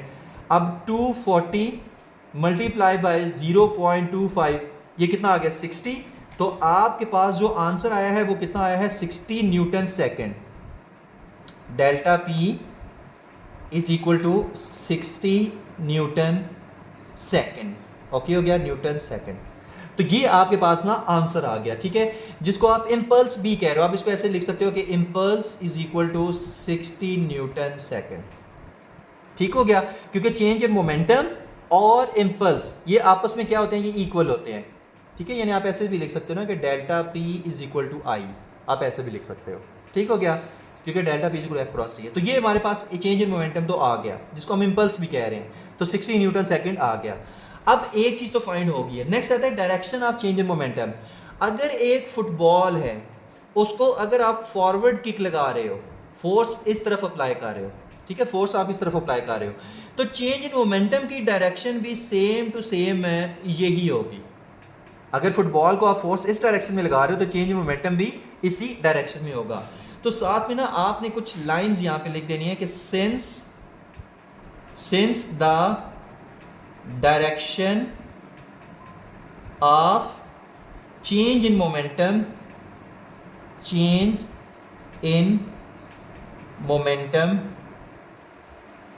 since the direction of change in momentum is the same as the direction of applied force, अच्छा मेरी राइटिंग पता है समझ नहीं आ रही होगी, बट मैं साथ साथ बोल रहा हूँ, छोटा छोटा यहाँ पर लिखना पड़ता है, तो इस वजह से होप सो समझ आ रही होगी। Applied force, so the direction of change in momentum, the direction of change in momentum delta P लिख दिया करें, for football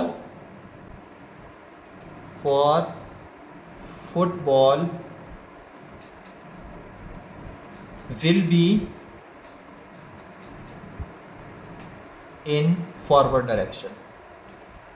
बस ये साथ में ना आपने नीचे लाइन लिखनी है, ठीक है, तब आपका पूरा न्यूमेरिकल करेक्ट होगा। Will be in forward direction, सही है। तो यहाँ पर ना आपका न्यूमेरिकल नंबर 7 ख़त्म होता है। अब हम चलते हैं न्यूमेरिकल नंबर 8 की तरफ। नेक्स्ट न्यूमेरिकल है न्यूमेरिकल नंबर 8 इस चैप्टर नंबर 2 का। अच्छा, इसमें क्या कहता है, एन एरोप्लेन मूविंग हॉरिजेंटली, ठीक है, जाहिर सी बात हमें पता है एरोप्लेन जब हवा में होता है, काफ़ी हाइट पे होता है, तो हॉरिजेंटली मूव करता है at a speed of 200 metre पर सेकेंड। कितनी स्पीड के साथ, 200 मीटर पर सेकंड के साथ, ठीक है। तो फॉर एग्जांपल ये हमारे पास क्या है, एक एरोप्लेन है, आओ और ये कितनी स्पीड के साथ मूव कर रहा है, VIX हॉरिजेंटल स्पीड है इसकी, ठीक है, वो कितनी है 200 मीटर पर सेकंड। ओके हो गया। अच्छा, eight a height of 8 kilometre, मतलब कि कितनी हाइट है इसकी ग्राउंड से जो इसकी हाइट है ना वो है y is equal to 8 kilometre, ठीक है। To drop a bomb on a target, ठीक है। अब वहां से 8 किलोमीटर हाइट से ये क्या करता है, एक बॉम्ब ड्रॉप करता है टारगेट के ऊपर। ठीक है, मान ले यहां से ना इसने एक बॉम्ब ड्रॉप किया और ऐसे टारगेट के ऊपर यहाँ पे कोई इसका टारगेट था। ठीक है, और find the horizontal distance from the target should the bomb be released. आपने क्या करना है, ये जो हॉरिजेंटल डिस्टेंस है ना, ये वाला हॉरिजेंटल डिस्टेंस एक्स आप इसको कह लें, ये आपने फाइंड करना है। ओके हो गया। अब इसमें चीजें क्या क्या दी हुई हैं, वी आई एक्स दिया हुआ 200 मीटर पर सेकेंड, यानी कि ये वाली वेलोसिटी वी आई एक्स, ये वाली ये है वी आई एक्स, वो कितनी है 200 मीटर पर सेकेंड।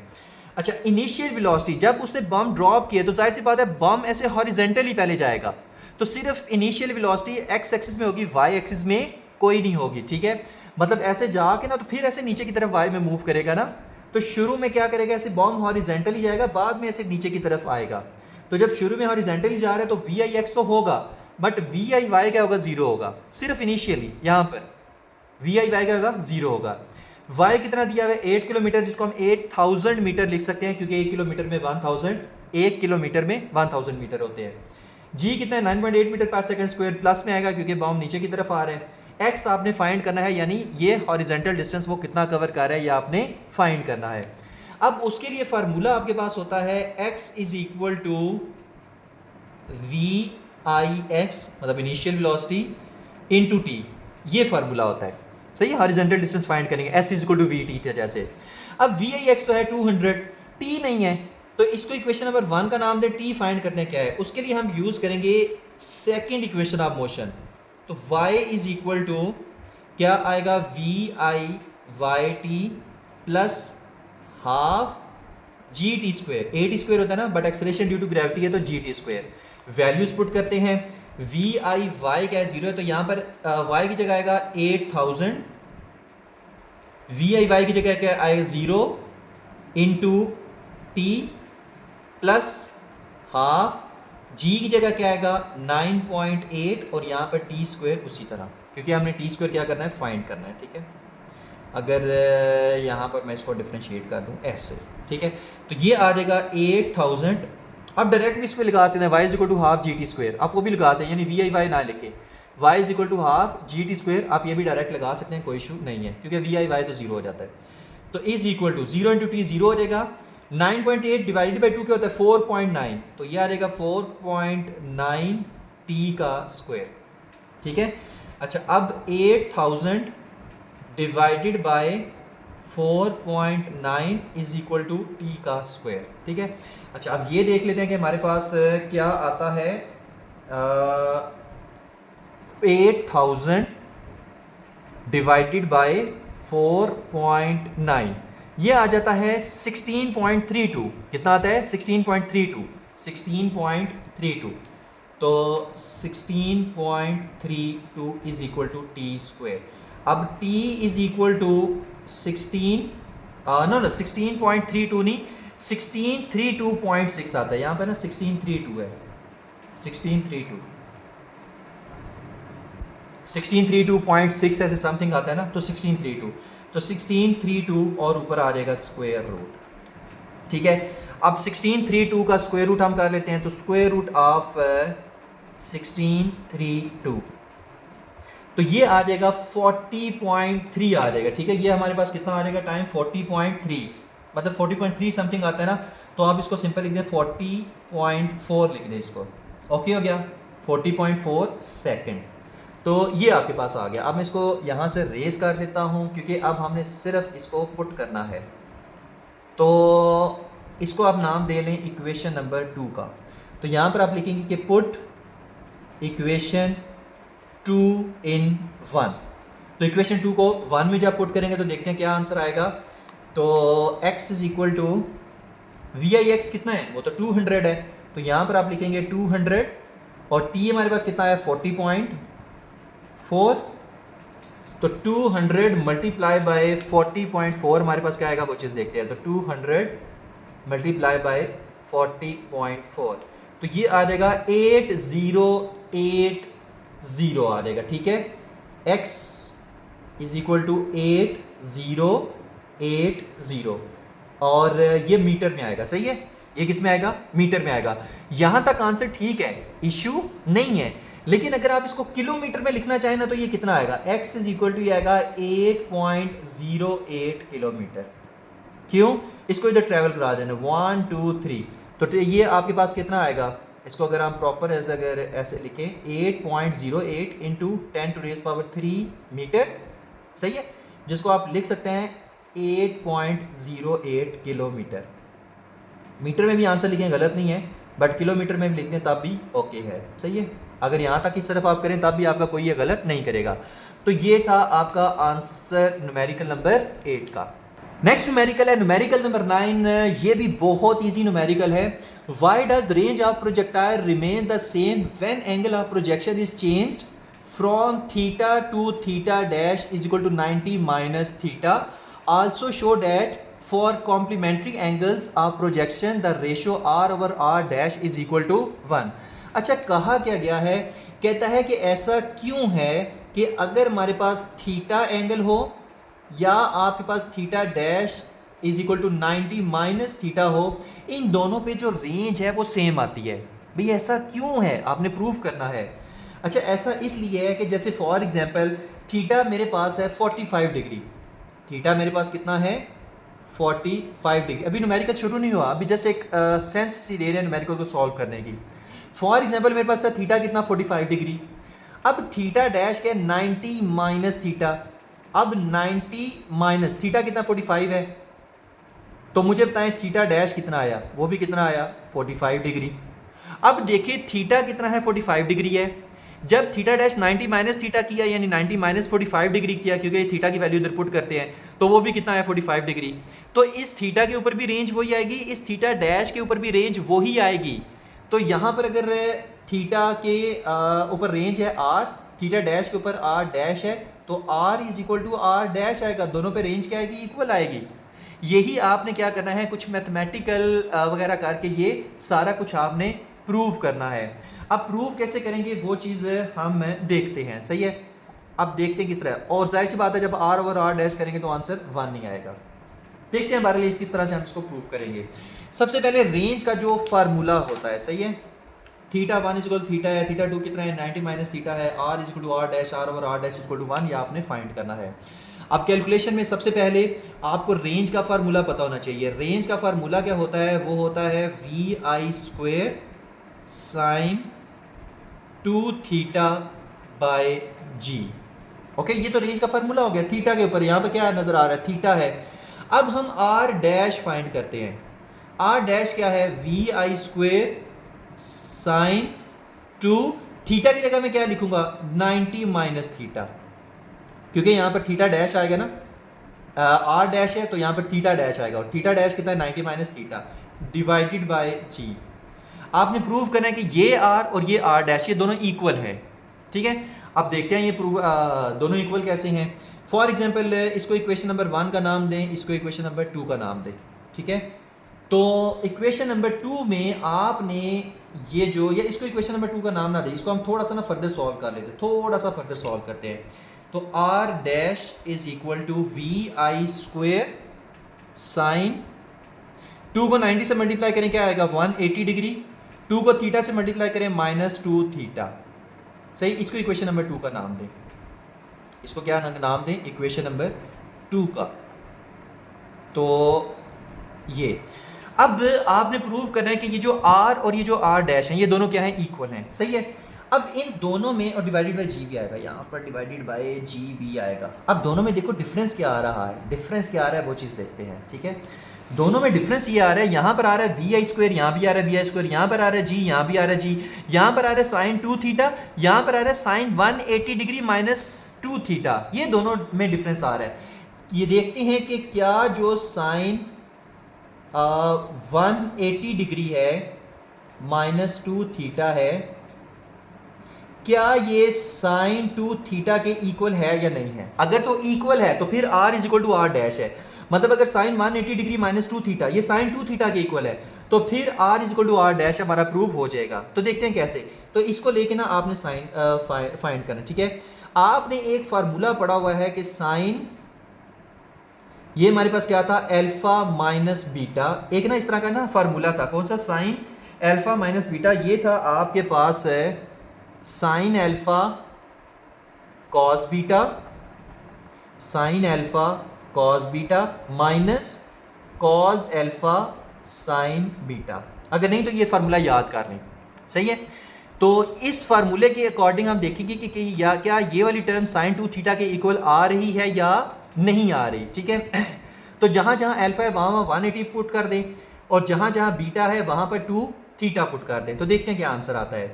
तो साइन अल्फा, अल्फा की जगह 180 पुट करना है, ठीक है, बीटा की जगह 2 थीटा पुट करना है। तो साइन 180 और कॉस 2 थीटा, सही है।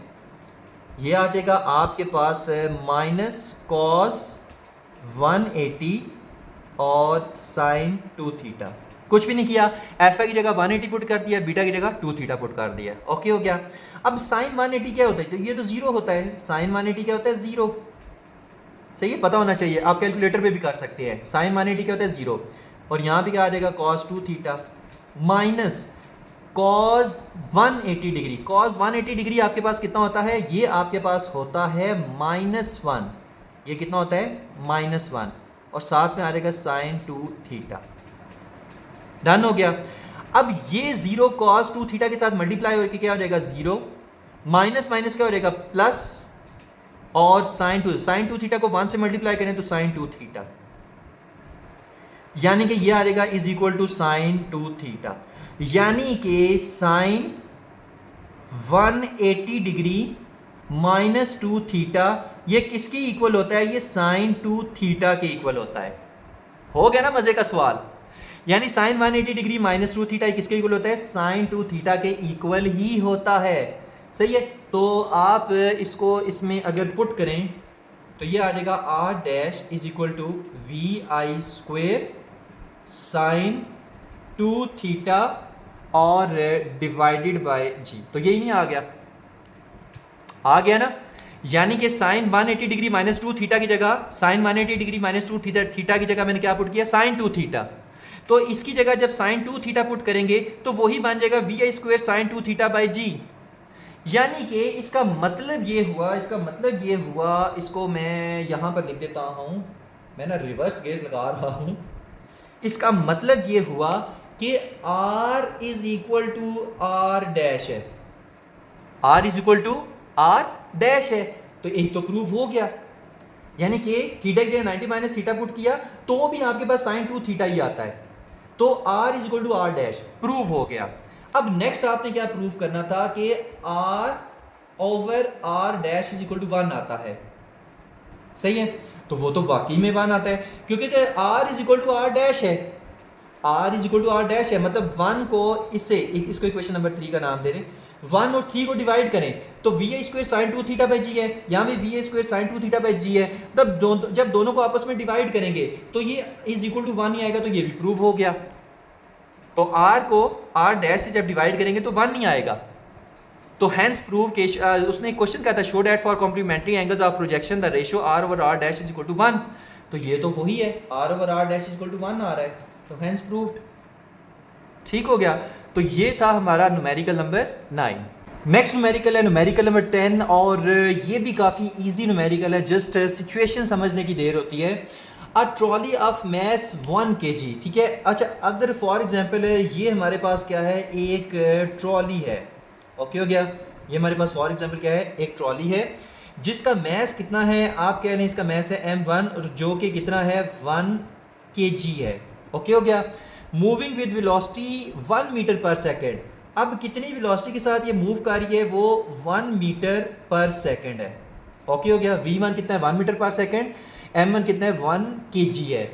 अच्छा, collides with a similar trolley at rest, अब ये ना एक और बिल्कुल इसी की तरह की एक और ट्रॉली है, उसके साथ क्या करती है, कोलाइड करती है, ठीक है। और इसका मैस कितना है, m2 है, ठीक हो गया।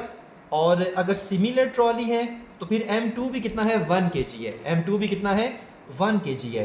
तो यहाँ पर आप लिखोगे m2 is equal to 1 kg। But difference क्या है कि ये जो सेकंड ट्रॉली है ना ये रेस्ट पे है, तो v2 इज इक्वल टू 0 है। ओके हो गया, तो v2 इज इक्वल टू 0 है। अब ये क्या करती हैं, कोलाइड करती हैं। ये क्या करती हैं, कोलाइड करती हैं। यहां पर मैं जस्ट लिख रहा हूं कोलाइड। अच्छा, कोलाइड करने के बाद क्या होता है कि after collision the first trolley comes to rest. Collision के बाद क्या होता है कि ये जो फर्स्ट ट्रॉली है ये क्या हो जाती है, ये रेस्ट पे आ जाती है। ठीक है, यानी कि v1 dash is equal to 0 हो जाता है, बट मैथ तो वही रहेगा ना, m1 is equal to 1 kg। और where as the second starts moving with velocity of 1 meter per second in the same direction. जबकि जो सेकंड ट्रॉली रेस्ट पे थी, इसके साथ जब पीछे वाली ट्रॉली टकराती है तो सेकंड वाली क्या करना शुरू हो जाती है, ये चलना शुरू हो जाती है। जब ये चलना शुरू हो जाती है तो तब इसकी जो वेलोसिटी होती है वो कितनी होती है, वो 1 मीटर पर सेकंड होती है। ठीक है, जो पिछली ट्रॉली की वेलोसिटी थी 1 मीटर पर सेकंड, और मैथ इसका कितना है, m2 is equal to 1 kg। Okay हो गया। तो पहले ये चल रही थी, ये रुकी हुई थी, जब ये इसके साथ टकराई है तो पीछे वाली रुक गई है, आगे वाली चलने लग पड़ी है सेम 1 मीटर पर सेकंड की वेलोसिटी के साथ। ओके हो गया। अच्छा, कहता क्या है, कहता show that it is an example of an inelastic collision. आपने शो करना है कि ये एक इलास्टिक कोलिजन की ये हमारे पास एग्जांपल है। ठीक है, it is an example of an inelastic collision. अच्छा, अब इसमें क्या होता है कि यहाँ पर हम क्या करते हैं, आपको पता है कि इलास्टिक कोलिजन के अंदर काइनेटिक एनर्जी इनिशियल और काइनेटिक एनर्जी फाइनल का आंसर सेम आता है। काइनेटिक एनर्जी इनिशियल और फाइनल का आंसर क्या आता है, सेम आता है। अगर तो दोनों आंसर सेम आ जाते हैं तो फिर ये आपके पास इलास्टिक कोलिजन है, अगर सेम नहीं आते तो इलास्टिक कोलिजन नहीं है। ठीक है, तो सबसे पहले यहाँ पर देखते हैं कि जो आपके पास काइनेटिक एनर्जी इनिशियल है, यहाँ पर आप लिखेंगे kinetic energy initial is equal to kinetic energy final. अगर तो ये हो जाता है तो फिर ये इलास्टिक है, अदरवाइज नहीं है। तो देखते हैं क्या होता है। अच्छा, काइनेटिक एनर्जी इनिशियल क्या है, हाफ m1 v1 का square plus half m2 v2 का स्क्वायर। तो इसकी काइनेटिक एनर्जी कितनी है, हाफ m1 v1 का स्क्वायर, इसकी काइनेटिक एनर्जी कितनी है, हाफ m2 v2 का स्क्वायर। तो पूरे सिस्टम की इधर काइनेटिक एनर्जी और पूरे सिस्टम की इधर काइनेटिक एनर्जी दोनों सेम होने चाहिए, तब ये इलास्टिक कोलिजन को फॉलो करेगा। यहां पर क्या होगा, हाफ m1 v1 डैश का square plus half m2 v2 dash का स्क्वायर। ओके हो गया। अब कुछ भी नहीं करना, वैल्यूज पुट करते हैं। यहां पर आएगा 1/2, m1 कितना है 1 kg।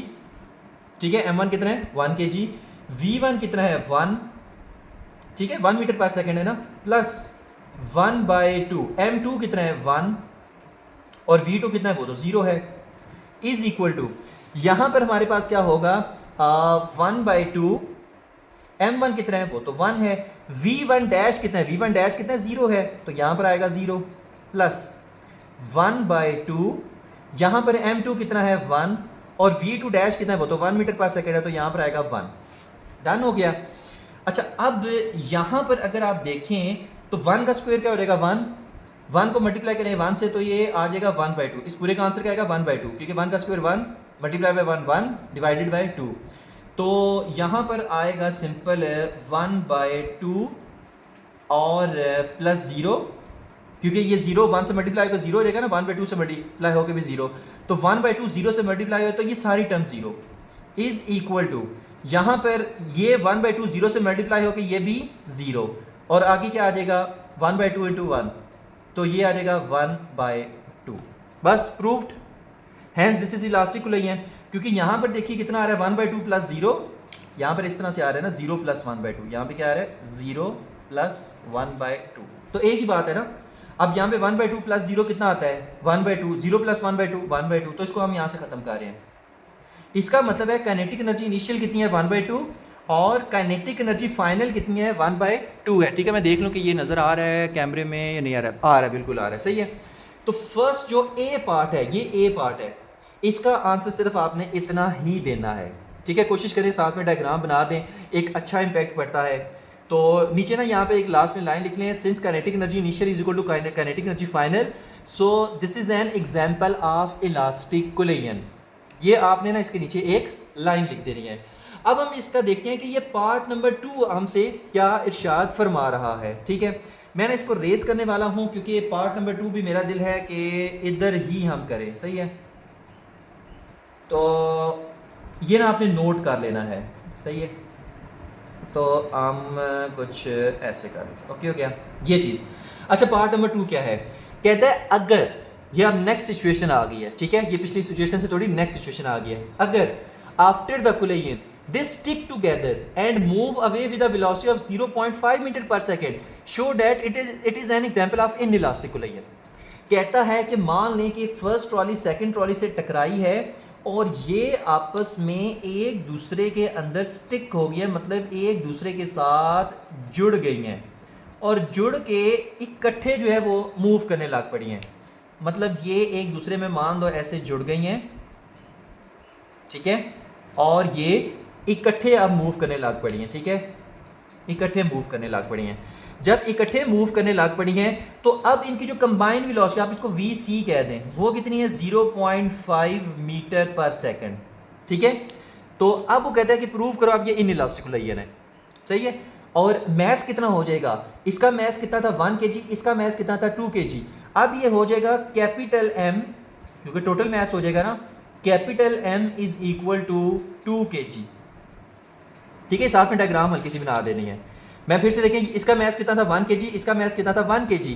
जब ये दोनों आपस में जुड़ गए हैं, मतलब टकरा गए हैं, और टकराने के बाद जुड़ गए हैं आपस में और इकट्ठे मूव करने लग पड़े हैं, तब दोनों का कंबाइन जो मैस हो जाएगा वो कितना हो जाएगा 2 kg हो जाएगा, 1 इसका और 1 इसका। और जब दोनों इकट्ठी मूव कर रही हैं तब इनकी कंबाइन वेलोसिटी कितनी है 0.5 मीटर पर सेकेंड। अब यहाँ पर देखें, अगर आपके पास यहाँ की काइनेटिक एनर्जी निकालें, काइनेटिक एनर्जी इनिशियल, ठीक है, is not equal to kinetic energy final. अगर तो ये कंडीशन पूरी हो जाती है तो ये इनइलास्टिक कुलैयन है, अदरवाइज नहीं है। क्योंकि इनइलास्टिक कुलैयन में क्या होता है, initial kinetic energy is not equal to final kinetic energy, यानी कि काइनेटिक एनर्जी कंजर्व नहीं रहती। किसमें, इनइलास्टिक कुलैयन में। अगर कंजर्व नहीं रहती तो देखते हैं ये किस तरह से होगा। पहले यहाँ की काइनेटिक एनर्जी निकालते हैं, तो ये वही हो जाएगा half m1 v1 square plus half m2 v2 square. Okay हो गया, is equal to, for example, ठीक है, यहां की काइनेटिक एनर्जी क्या आएगी, हाफ, मैस टोटल कितना है कैपिटल M, वेलोसिटी कितनी है VC का स्क्वायर। ठीक हो गया, अब कुछ भी नहीं करना, जस्ट वैल्यूज पुट कर देनी है। जब वैल्यूज पुट करेंगे तो क्या आएगा, यहां पे देखते हैं कि 1/2 m1 कितना है 1, v1 कितना है 1, प्लस 1/2 m2 कितना है 1, v2 कितना है 0, क्योंकि फर्स्ट सेकंड ट्रॉली रुकी हुई है, अभी भी टकराने के बाद जो है वो एक दूसरे के अंदर जुड़ जाती हैं और मिल जाती हैं और इकट्ठी चलने लग पड़ती है। इज इक्वल टू 1/2 m कितना है यहाँ पर 2 और VC कितना है 0.5 मीटर पर सेकेंड, और इसका स्क्वायर आप करेंगे। डन हो गया। अच्छा, अब हम इसका क्या करें, अब हम इसका क्या करें, यहाँ पर भी ना, यहाँ पर भी स्क्वायर आएगा। ठीक है, यहाँ पर भी स्क्वायर आएगा, यहाँ पर भी स्क्वायर आएगा और ये आ जाएगा। ओके हो गया। अच्छा, अब इसको जब हम सॉल्व करेंगे तो ये आ जाएगा 1, क्योंकि 1 का स्क्वायर 1 ही होता है, मल्टीप्लाई बाय 1, 1 डिवाइडेड बाय 2, तो ये आ जाएगा 1/2, 1 डिवाइडेड बाय 2। यहाँ पर 1/2 को 0 से मल्टीप्लाई करेंगे तो ये 0 हो जाएगा, तो प्लस 0 इज इक्वल टू, यहाँ पर ये 2 इस 2 से काट जाएगा, और 0.5 का जो स्क्वायर आता है वो हम चेक कर लेते हैं कि 0.5 का हमारे पास स्क्वायर कितना आ रहा है। तो वैसे 0.25 होता है, बट कैलकुलेटर पे आपको करके दिखा देते हैं। तो ये आता है 0.25, ये कितना आता है 0.25, 0.25। इसका मतलब है यहाँ पे देखिए 1/2 प्लस 0 कितना हो गया, ये 1/2 ही हो गया, ये कितना हो गया 1/2 ही हो गया। 1/2 इज नॉट इक्वल टू 0.25, क्योंकि 1/2 कितना होता है, ये तो 0.5 होता है, 1/2 कितना होता है 0.5 होता है, इज नॉट इक्वल टू 0.25, यानी कि काइनेटिक एनर्जी इनिशियल कितनी है 0.5 और काइनेटिक एनर्जी फाइनल कितनी है 0.25। तो ये दोनों आपस में इक्वल नहीं है। अगर ये दोनों आपस में इक्वल नहीं है तो ये किसकी एग्जांपल है, इनइलास्टिक कुलैयन की। ये किसकी एग्जांपल है, इनइलास्टिक कुलैयन की, हेंस प्रूव्ड। तो इसके नीचे आप यहाँ नीचे लाइन लिखेंगे, since in this case kinetic energy is not conserved, so this is an example of inelastic collision. बस इतना, ये नीचे बस आपने ना इसके लाइन लिख देनी है। ठीक है, तो यहाँ पर हमारा न्यूमेरिकल नंबर 10 खत्म होता है। होप सो कि आपको समझ आ गई होगी। तो अब हम चलते हैं नेक्स्ट क्वेश्चन नंबर 11 यानी न्यूमेरिकल नंबर 11 की तरफ। नेक्स्ट न्यूमेरिकल है न्यूमेरिकल नंबर 11 चैप्टर नंबर 2 का, और ये भी बहुत ज़्यादा इजी न्यूमेरिकल है। A railway wagon of mass 4 into 10 to raise power 4 kg moving with velocity of 3 meter per second collides with another wagon of mass 2 into 10 to raise power 4 kg which is at rest. They stick together and move off together. Find their combined velocity. अच्छा, सबसे पहले ना इसको समझते हैं हम इसको किस तरह से कि फॉर एग्जांपल हमारे पास ये क्या है, एक रेलवे वैगन है, ठीक है, और जिसका मैस कितना है, इसका मैस कितना है, m1 is equal to 4 into 10 to raise power 4 kg, ठीक है। अच्छा, वेलोसिटी इसकी कितनी है, v1 है और वो है 3 मीटर पर सेकंड, ठीक है, आपके क्वेश्चन में दिया ये 3 मीटर पर सेकंड। अच्छा, अब ये क्या करती है, ये आपके पास टकरा जाती है एक और रेलवे वैगन से जिसका मैस कितना है, m2 is equal to 2 into 10 to raise power 4 kg, ठीक है, और इसकी वेलोसिटी कितनी है, 0 है क्योंकि ये रेस्ट पे है, ठीक है, which is at rest, okay. तो पीछे वाला जो आपके पास ये रेलवे वैगन है ये चल रही है, आगे वाली रुकी हुई है। अब ये चलते चलते आगे वाली से टकरा जाती है और टकराने के बाद ये दोनों एक दूसरे के साथ स्टिक कर जाते हैं, ठीक है। अब ये कोलाइड कर गई, अभी क्या कर गई, कोलाइड कर गई। जब कोलाइड कर गई तो ये दोनों ना एक दूसरे के साथ जुड़ गई, मतलब एक दूसरे के साथ पेवस्त हो गई, ठीक है, हाँ वेरी गुड। तो ऐसे ना फॉर एग्जांपल ये जुड़ गई। अच्छा, जुड़ने के बाद जो मैस है वो कितना हो गया, मैस आपके पास हो गया, जाहिर सी बात है इसका मैस और इसका मैस दोनों प्लस हो जाएंगे क्योंकि ये दोनों आपस में जुड़ के इकट्ठे चलने लग पड़ी हैं, ये दोनों आपस में जुड़ के इकट्ठे चलने लग पड़ी हैं। तो यहाँ पर इसका मैस होगा कैपिटल M जो कि m1 प्लस m2 होगा, और वेलोसिटी होगी कंबाइंड वेलोसिटी vc, और ये वेलोसिटी आपने क्या करनी है, फाइंड करनी है, ये वेलोसिटी आपने क्या करनी है, फाइंड करनी है। मतलब जब टकरा के एक दूसरे के साथ जुड़ जाएंगी तो इकट्ठे चलने लग पड़ेंगी फिर दोनों, और कंबाइंड वेलोसिटी फिर इनकी कितनी होगी, ठीक है, जबकि मैस ज़ाहिर है दोनों के ऐड हो जाएंगे। अब इसके लिए फिर हम क्या यूज़ करेंगे, इसके लिए हम यूज़ करेंगे law of conservation of momentum. तो कैलकुलेशन में हम इसमें क्या यूज़ करेंगे, हम यूज़ करेंगे LO, law of conservation of momentum, हम ये वाला यूज़ करेंगे, law of conservation of momentum हम इसमें यूज़ करेंगे। अच्छा, वो हमारे पास क्या था, वो था हमारे पास m1 v1 plus m2 v2 is equal to, अच्छा अब इसमें क्या हो जाएगा, ये हो जाएगा ये हमारे पास है इनिशियल मोमेंटम टकराने से पहले m1 v1 plus m2 v2। अच्छा, ये टकराने के बाद हमारे पास क्या हो जाएगा, इसका जो मोमेंटम है वो हो जाएगा m1 vc plus m2 vc, सही है। अब यहां पर आप क्या करोगे मैं बताता हूं, यहां पे आप करोगे m1 v1 plus m2 v2 is equal to vc, आप कॉमन लेंगे और यहां पर आप लिखेंगे m1 प्लस m2, ये क्योंकि कंबाइंड मैस हो जाएंगे ना, vc कॉमन आ जाएगा m1 प्लस m2, तो यही नहीं capital M is equal to m1 plus m2। अब कुछ भी नहीं करना, जस्ट वैल्यूज पुट कर देनी है और हमारा आंसर आ जाएगा, ठीक है। कंबाइंड वेलोसिटी ऑफ vc हमने फाइंड करना है, सही है। तो टकराने के बाद का ये आप डायरेक्ट ना ये वाली जो सेकंड इक्वेशन मैंने लिखी है ना, आप ये भी लिख सकते हैं डायरेक्ट, कि आप डायरेक्ट लिख दें m1 v1 plus m2 v2 is equal to m1 plus m2 into vc, आप ऐसे डायरेक्ट भी लिख सकते हैं, ये फर्स्ट वाली इक्वेशन बेशक ना लिखे, डायरेक्ट लिख सकते हैं। अच्छा, अब अगर आप इसमें वैल्यूज पुट करें तो m1 कितना है यहाँ पर, वो है 4 into 10 to raise power 4, v1 कितना है 3 प्लस m2 कितना है, ये मैंने ना इसमें गिवन डाटा यहाँ पे लिखा हुआ है, तो 2 इंटू 10 टू रेस पावर 4, और v2 कितना है, v2 तो 0 है, इज इक्वल टू vc, और m1 कितना है 4 इंटू 10 टू रेस पावर 4 और plus 2 into 10 to raise power 4, सही है। तो वी सी हमने फाइंड करना है। अब ये सारी टर्म तो जीरो लेके 2 into 10 to power 4 into zero, ये सारी टर्म जीरो, ये वाली जीरो, और इसका आंसर आपके पास क्या आ जाएगा 4 3 ज़ा 12, तो ये आ जाएगा 12 इंटू 10 टू रेज पावर 4। ठीक हो गया। तो ये हमारे पास ना एक मोमेंटम इधर का आ गया, इज इक्वल टू, यहाँ पर देख लेते हैं क्या आएगा, V C is equal to, naught is equal to. अच्छा अब ये कैसे, अब इसमें आप ये नहीं कर सकते कि 10 टू रेज पावर 4 है और 10 टू रेज पावर 4 है, इसको आप 10 टू रेज पावर 8 कर दें, ये गलत हो जाएगा क्योंकि दरमियान में प्लस का साइन है, दरमियान में मल्टीप्लाई का साइन नहीं है। ठीक है। अच्छा ये आपके पास कितना है, अगर मैं इसको खोल के लिखूं 4 इंटू 10 टू रेज पावर 4 है ना, तो ये आपके पास है 40,000।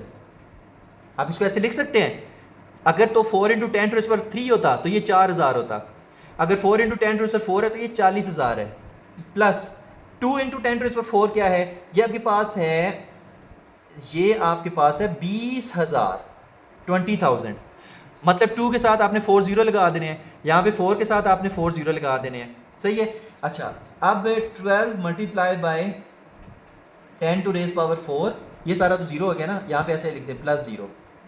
ठीक है। इज इक्वल टू वी सी, और ये क्या है 40,000 और 20,000 कितने होते हैं, ये तो 60,000 होते हैं, तो 60,000। ठीक है, ये आ जाएगा। अच्छा अब आप करेंगे V C is equal to, आप करोगे 12 into 10 to raise power 4 divided by 60,000 है ना, इसको आप मैं लिख सकता हूँ 6 इंटू 10 टू रेज पावर 4। सही है। यहाँ पे क्या हो गया 4 प्लस 2 6 हो जाएगा ना, 10 टू 24 उसी तरह, तो ये आ जाएगा, तो 12 इंटू 10 टू 4 और 6 इंटू 10 टू रेज पावर 4 आ जाएगा। ठीक है। 60,000 को मैं 1 2 3 4 6 इंटू 10 टू 4 लिख सकता हूँ। डन हो गया। अच्छा अब यहाँ पे ये 10 टू रेज पावर 4 तो इससे गया, 6 1 are 6 6 2 are 12, तो ये आपके पास वेलोसिटी आ जाएगी 2 मीटर पर सेकेंड। ये आपके पास वेलोसिटी कितनी आ जाएगी 2 मीटर पर सेकेंड, यानी कि जो कंबाइंड वेलोसिटी जिसके साथ ये दोनों चलेंगे वो कितनी होगी, वो 2 मीटर पर सेकेंड होगी। ठीक है। तो यहाँ पर हमारा न्यूमेरिकल नंबर 11 खत्म होता है। तो ये था हमारा न्यूमेरिकल नंबर 11। अब हम चलते हैं न्यूमेरिकल नंबर 12 की तरफ। नेक्स्ट न्यूमेरिकल है न्यूमेरिकल नंबर 12, जो कि इस चैप्टर नंबर 2 का लास्ट न्यूमेरिकल है। उसमें क्या कहता है, a car with mass 575 kg। ठीक है। एक हमारे पास कार है, एक हमारे पास कार है जिसका मैस कितना है, आओ मेरी कार, जिसका मैस कितना है 575 kg, तो m1 is equal to 575 kg। ठीक है। कितनी वेलोसिटी से मूव कर रही है, v1 is equal to 15 metre पर सेकेंड। ओके हो गया। अच्छा अब इसी तरह एक और कार है, एक और कार है, और एक और जो कार है उसका जो मैस है वो कितना है। ठीक है। ये थोड़ी बड़ी कार है, ये थोड़ी बड़ी कार है, और इसका जो मैस है ना वो है जी 1575 kg, 1575 kg, 1575 kg। और कितनी वेलोसिटी से मूव कर रही है, ये भी क्योंकि ये भी मूव कर रही है, तो v2 is equal to 5 metre पर सेकेंड। अब आगे वाली कार आहिस्ता मूव कर रही है, पीछे वाली कार तेज मूव कर रही है, क्योंकि ये 5 है ये 15 है, तो जाहिर सी बात है कुछ देर के बाद पीछे वाली कार आगे वाली कार से टकरा जाएगी। तो यहाँ पर आप लिखोगे कोलाइड, पीछे वाली कार आगे वाली कार से टकरा जाएगी, और जब टकरा जाएगी तो कहता है what is the final velocity if the racked car lock together, कि अगर आपके पास ये दोनों कार्स जुड़ जाएं, आपस में मिल जाएं, आपस में क्या हो जाएं, मिल जाएं, मतलब एक दूसरे में फंस जाए, तो फिर आपके पास जो क्या वो कहता है what is the combined velocity होगी वो कितनी होगी। ठीक है। यहाँ पर बनाने की हम इसको कोशिश करते हैं कि मान लें ये दोनों कार आपस में जुड़ गई सही है, बस समझ जाए इसको। तो अब इनकी जो कंबाइंड वेलोसिटी है ना वो कितनी होगी। सही है। मतलब आगे वाली पीछे वाली कार ने आगे वाली कार को हिट किया और दोनों कार आपस में मर्ज होगी, मतलब जुड़ गई, लॉक हो गई आपस में। जुड़ने का मतलब है एक दूसरे के लॉक हो गई, एक दूसरे के अंदर फंस गई, तो दोनों फिर इकट्ठे मूव करने लग पड़ी। जब इकट्ठे मूव करने में लग पड़ी तो कंबाइंड वेलोसिटी इनकी कितनी है। अब कंबाइंड वेलोसिटी तो जाहिर सी बात है मैस भी कंबाइंड होगा, यानी m1 प्लस m2 हो जाएगा, जिसको आप कैपिटल M कह सकते हैं। सही है। अब ये VC आपने फाइंड करना है, सेम उसी तरह VC आप कैसे फाइंड करेंगे, तो इसमें आप लगाओगे कौन सा लॉ, यहाँ पर आप लिखोगे कैलकुलेशन। ठीक है। सारा डाटा मैंने साइड पे लिखा हुआ है, आपने भी इसी तरह से हेडिंग्स दे के लिखना है, गिवन डाटा टू फाइंड क्या करना है और कैलकुलेशन। बाकी ये बी पार्ट अभी पढ़ते हैं। तो लगेगा law of conservation of momentum लगेगा। कौन सा लगेगा? Law of conservation of momentum, क्योंकि इन इलास्टिक लाइन में मोमेंटम कंजर्व रहता है, काइनेटिक एनर्जी कंजर्व नहीं रहती। तो आप यहाँ पे लिखोगे m1v1 मोमेंटम इस पूरे सिस्टम का प्लस इज इक्वल टू इस पूरे सिस्टम का मोमेंटम हम इस तरह से लिखते हैं। तो पहले इसका मोमेंटम प्लस इसका मोमेंटम, और इसका मोमेंटम कितना है m2v2, m2v2 ओके हो गया, इज इक्वल टू, अब यहां पर अगर मोमेंटम देखें ना तो दोनों का प्लस हो गया। आप यहां पे लिखेंगे m1 प्लस m2, क्योंकि दोनों का मैसेज प्लस है ना, इनटू vc। ये कैपिटल M इंटू वी बनेगा ना, तो ये भी तो मोमेंटम ही होता है। तो ये initial momentum is equal to final momentum, initial momentum is equal to final momentum, ये हमने लगा दिया। ठीक है, अब कुछ भी नहीं करना, सिंपल वैल्यूज पुट करनी है और आंसर निकाल लेना है। ठीक है, अच्छा वैल्यूज पुट करते हैं। m1 कितना है? वो तो है 575 kg। v1 कितना है? 15 प्लस m2 फिर कितना है? 1575। v2 कितना है? वो तो है 5 इज इक्वल टू m1 यहाँ पर कितना है? 575 प्लस 1575 और vc क्या करना है? फाइंड करना है। अब ना इसको सॉल्व कर लेते हैं। ठीक है, हमारा कैलकुलेटर किधर गया? हम कैलकुलेटर पे इसको सॉल्व करके देखते हैं कि ये हमारे पास कितना आंसर आएगा। तो 575 मल्टीप्लाई बाय 15, ये आ जाएगा 8625। ठीक है, ये तो आ जाएगा 8625 प्लस 1575 मल्टीप्लाई बाय 5, तो ये आ जाएगा 7875 इज इक्वल टू, इसको जब आप प्लस करेंगे तो 575 प्लस 1575 ये रहेगा 2150 और आ जाएगा VC। ओके हो गया। तो अब हम नीचे वाले को रेस कर रहे हैं, नीचे वाले को रेस कर रहे हैं, नीचे वाले को रेस कर रहे हैं, क्योंकि अभी हमें इसकी ज़रूरत नहीं रही। अच्छा, अब हम इन दोनों को प्लस कर लेते हैं। जब इन दोनों को प्लस करेंगे तो 8625 प्लस 7875 तो ये आ जाएगा 16500 इज इक्वल टू 2150 और VC। अब ये ज़ाहिर इधर आके डिवाइड हो जाएगा, तो VC is equal to 16500 divided by 2150। तो 16500 डिवाइडेड बाय 21500, 215 ना सिंगल जीरो भाई, सिंगल जीरो 2150 है, डबल जीरो मैं भी कह रहा हूँ, 16500 था। तो यानी कि 7.67 मीटर पर सेकेंड। ओके हो गया। तो ए पार्ट तो हमारे पास इसका सॉल्व हो गया, जिसका आंसर कितना था? 7.67 मीटर पर सेकेंड। अच्छा, नेक्स्ट आप देखते हैं बी पार्ट। ये हमारा कौन सा था? ये हमारा था ए पार्ट। अब हम अपना देखते हैं बी पार्ट। ठीक है, बी पार्ट में क्या कहते हैं? How much kinetic energy is lost in collision, कि कितनी काइनेटिक एनर्जी लॉस हुई है। जाहिर सी बात है, इन इलास्टिक कोलिजन है तो काइनेटिक एनर्जी कंजर्व नहीं रहेगी। अगर कंजर्व नहीं है इसका मतलब लॉस हुई है। अगर लॉस हुई है तो कितनी काइनेटिक एनर्जी लॉस हुई है? तो उसके लिए फार्मूला होता है चेंज इन काइनेटिक एनर्जी, ये आपने फाइंड करना। ठीक है, लॉस इन काइनेटिक एनर्जी वो आपके पास होता है kinetic energy final minus kinetic energy initial. अगर आप ये फाइंड करें तो वही लॉस इन काइनेटिक एनर्जी है। मतलब पहले इनिशियल फाइंड करें, फिर फाइनल फाइंड करें, फिर फाइनल माइनस इनिशियल कर दें। ठीक है, लेकिन यहां पर चूंकि जो आपके पास इनिशियल काइनेटिक एनर्जी है वो ज्यादा है, फाइनल काइनेटिक एनर्जी है वो कम है, तो यहां पर फिर आप करेंगे initial kinetic energy minus final kinetic energy.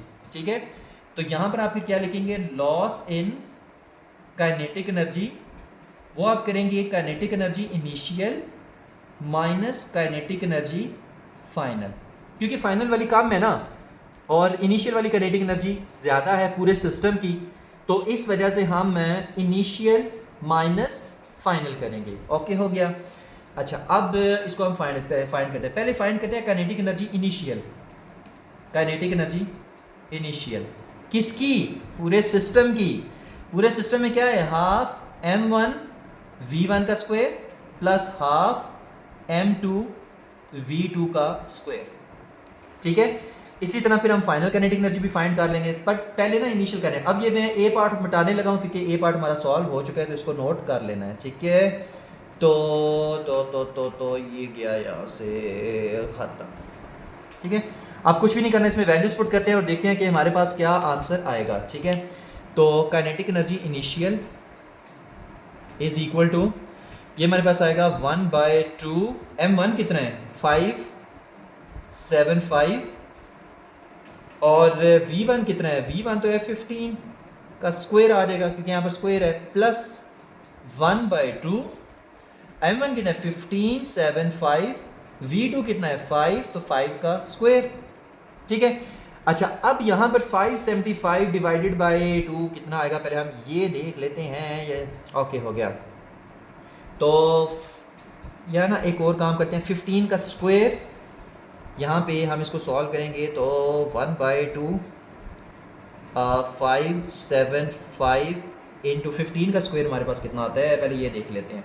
ये आता है 225, कितना आता है 225 प्लस 1/2 और 5 का स्क्वायर तो 25 है, तो 1575 और यहाँ पे क्या आ जाएगा 25 आ जाएगा। ओके हो गया। अच्छा अब 575 या ना इसको दोनों को मल्टीप्लाई करो, डिवाइडेड बाई 2 कर देते हैं। तो 575 मल्टीप्लाई बाय 225 डिवाइडेड बाय 2, तो ये आ जाएगा 64687 प्लस यहाँ पर देखते हैं क्या आएगा, यहाँ पर आएगा 1575 मल्टीप्लाई बाय 25 डिवाइडेड बाय 2, तो ये आ जाएगा 19687.5। अब इन दोनों को प्लस कर लेते हैं, 64687 प्लस 19687, तो 84374 आया। कितना आया 84374 जूल आया। तो ये हमारे पास क्या निकले, काइनेटिक एनर्जी इनिशियल, ठीक है। काइनेटिक एनर्जी इनिशियल तो निकल आई है। अब हम देखते हैं कि जो काइनेटिक एनर्जी फाइनल है वो कितनी निकलेगी, ठीक है। इसको हम अब रेस कर रहे हैं, ये बी पार्ट है। ये कौन सा पार्ट है, बी पार्ट, याद रखना है। तो काइनेटिक एनर्जी फाइनल में जाहिर सी बात है दोनों एक दूसरे के साथ स्टिक कर जाते हैं। तो काइनेटिक एनर्जी फाइनल में आप लिखोगे 1/2, वैसे तो कैपिटल एम वी स्क्वायर है, ऐसे कैपिटल एम वी सी का स्क्वायर है, ये आएगा, ठीक है। लेकिन यहाँ पर m क्या है, वो जाहिर सी बात है m1 प्लस m2 है। m क्या है, m1 प्लस m2, क्योंकि दोनों आपस में जुड़ जाती है ना, तो जिसको हमने कैपिटल m कहते हैं। अब दो चीज़ें तो नहीं है फाइनल, जब कोलाइड करने के बाद अब दोनों मिलके एक बन गई हैं, तो अब एक काइनेटिक एनर्जी लोगे जिसमें कैपिटल M दोनों का कंबाइंड में ऐसा है, VC दोनों की कंबाइंड वेलोसिटी है। तो सबसे पहले ना कैपिटल M फाइंड कर लेते हैं, कैपिटल M, और ये कितना है, एक तो है मैस 575 प्लस एक है 1575, सही है। जब दोनों को आप प्लस करोगे तो आंसर कितना आएगा, 575 प्लस 1575, ये 2150 आएगा। कितना आएगा, 2150। तो ये आ गया कैपिटल M। अब इसको इधर पुट कर देते हैं, तो kinetic energy final is equal to 1/2 2150, और VC कितना है, वो हमने कितना फाइंड किया था, वो मैंने मिटा दिए। वो जो पार्ट नंबर ए का आंसर आया था ना, वो आप VC पुट करोगे, और वो कितना था 7.67, ठीक है। VC का आंसर कितना आया था 7.67, ठीक है। ये पार्ट ए का आंसर था, तो वो वाली वैल्यू हमने इसमें पुट की है। अब हम इसको सॉल्व कर लेते हैं। तो 7.67 का स्क्वायर 7.67 का स्क्वायर, तो ये आता है 58.8289, ठीक है। अब आप इसको मल्टीप्लाई कर दें 2150 से, तो ये आ जाएगा 126482। अब आप इसको डिवाइड कर दें 2 से, तो ये आ जाएगा, ये कितना आ जाएगा काइनेटिक एनर्जी फाइनल, ये आ जाएगी 63241, ठीक है। ये कितनी आ जाएगी 63241 आ जाएगी, सही है। अच्छा, अब इसको देखते हैं कि अब हमारे पास इसका क्या आंसर आ जाएगा। अच्छा अच्छा अच्छा अच्छा अच्छा, तो अब हम देखते हैं loss in kinetic energy. Loss in kinetic energy is equal to kinetic energy initial minus kinetic energy final. और वो कितना होगा? काइनेटिक एनर्जी इनिशियल कितनी आई थी? 8 4, ये वाली है, ठीक है, 8 4 3 7 4 माइनस फाइनल कितनी है? 6 3 2 4 1। अब इसको हम देख लेते हैं कि क्या आंसर आएगा। तो 8 4 3 7 4 माइनस 6 3 2 4 1, तो 2 1 1 3 3 आ गया आंसर। कितना आया? 2 किस तरह क्या लिखूँ, नज़र आ रहा है बोर्ड या नहीं आ रहा? आ रहा है। यहाँ पर हम इसको लिखेंगे, कितना आया आंसर? 2 1 1 3 3 जॉउल आया, ठीक है। ये आपके पास ये भी जॉउल में है, सही, ये जॉउल में आंसर आया। तो यानी कि लॉस इन काइनेटिक एनर्जी कितनी है? 2 1 1 3 3 जॉउल आ गया, सही है। जिसको हम क्या कर सकते हैं, कैसे लिख सकते हैं, कैसे लिख सकते हैं हम ना इसको, अगर साइंटिफिक नोटेशन में लिखें तो क्या आएगा, ठीक है। तो लॉस इन काइनेटिक एनर्जी वो हमारे पास कितना आया? 2 1 1 3 3 जॉउल। अगर साइंटिफिक नोटेशन में लिखें तो 1 2 3 4, तो ये आ जाएगा 2.1 इंटू 10⁴ जॉउल। बस यही हमारा आंसर है। बस ये हमारे पास है लॉस इन काइनेटिक एनर्जी। तो एक हमने कंबाइंड वेलोसिटी फाइंड करनी थी, एक loss in kinetic energy find करनी थी, ठीक है। 2.11 बेशक इसको ऐसे कर दें, एक और साथ में फिगर लिख दें। वैसे 2.1 लिखें तब भी ओके है, बट 2.11 लिखें तो भी ओके है। तो यहाँ पर ना हमारे चैप्टर नंबर 2 के सारे न्यूमेरिकल्स खत्म होते हैं। होप्स हो कि आपको सारे समझ आ गए होंगे। Thank you very much. अल्लाह हाफिज़।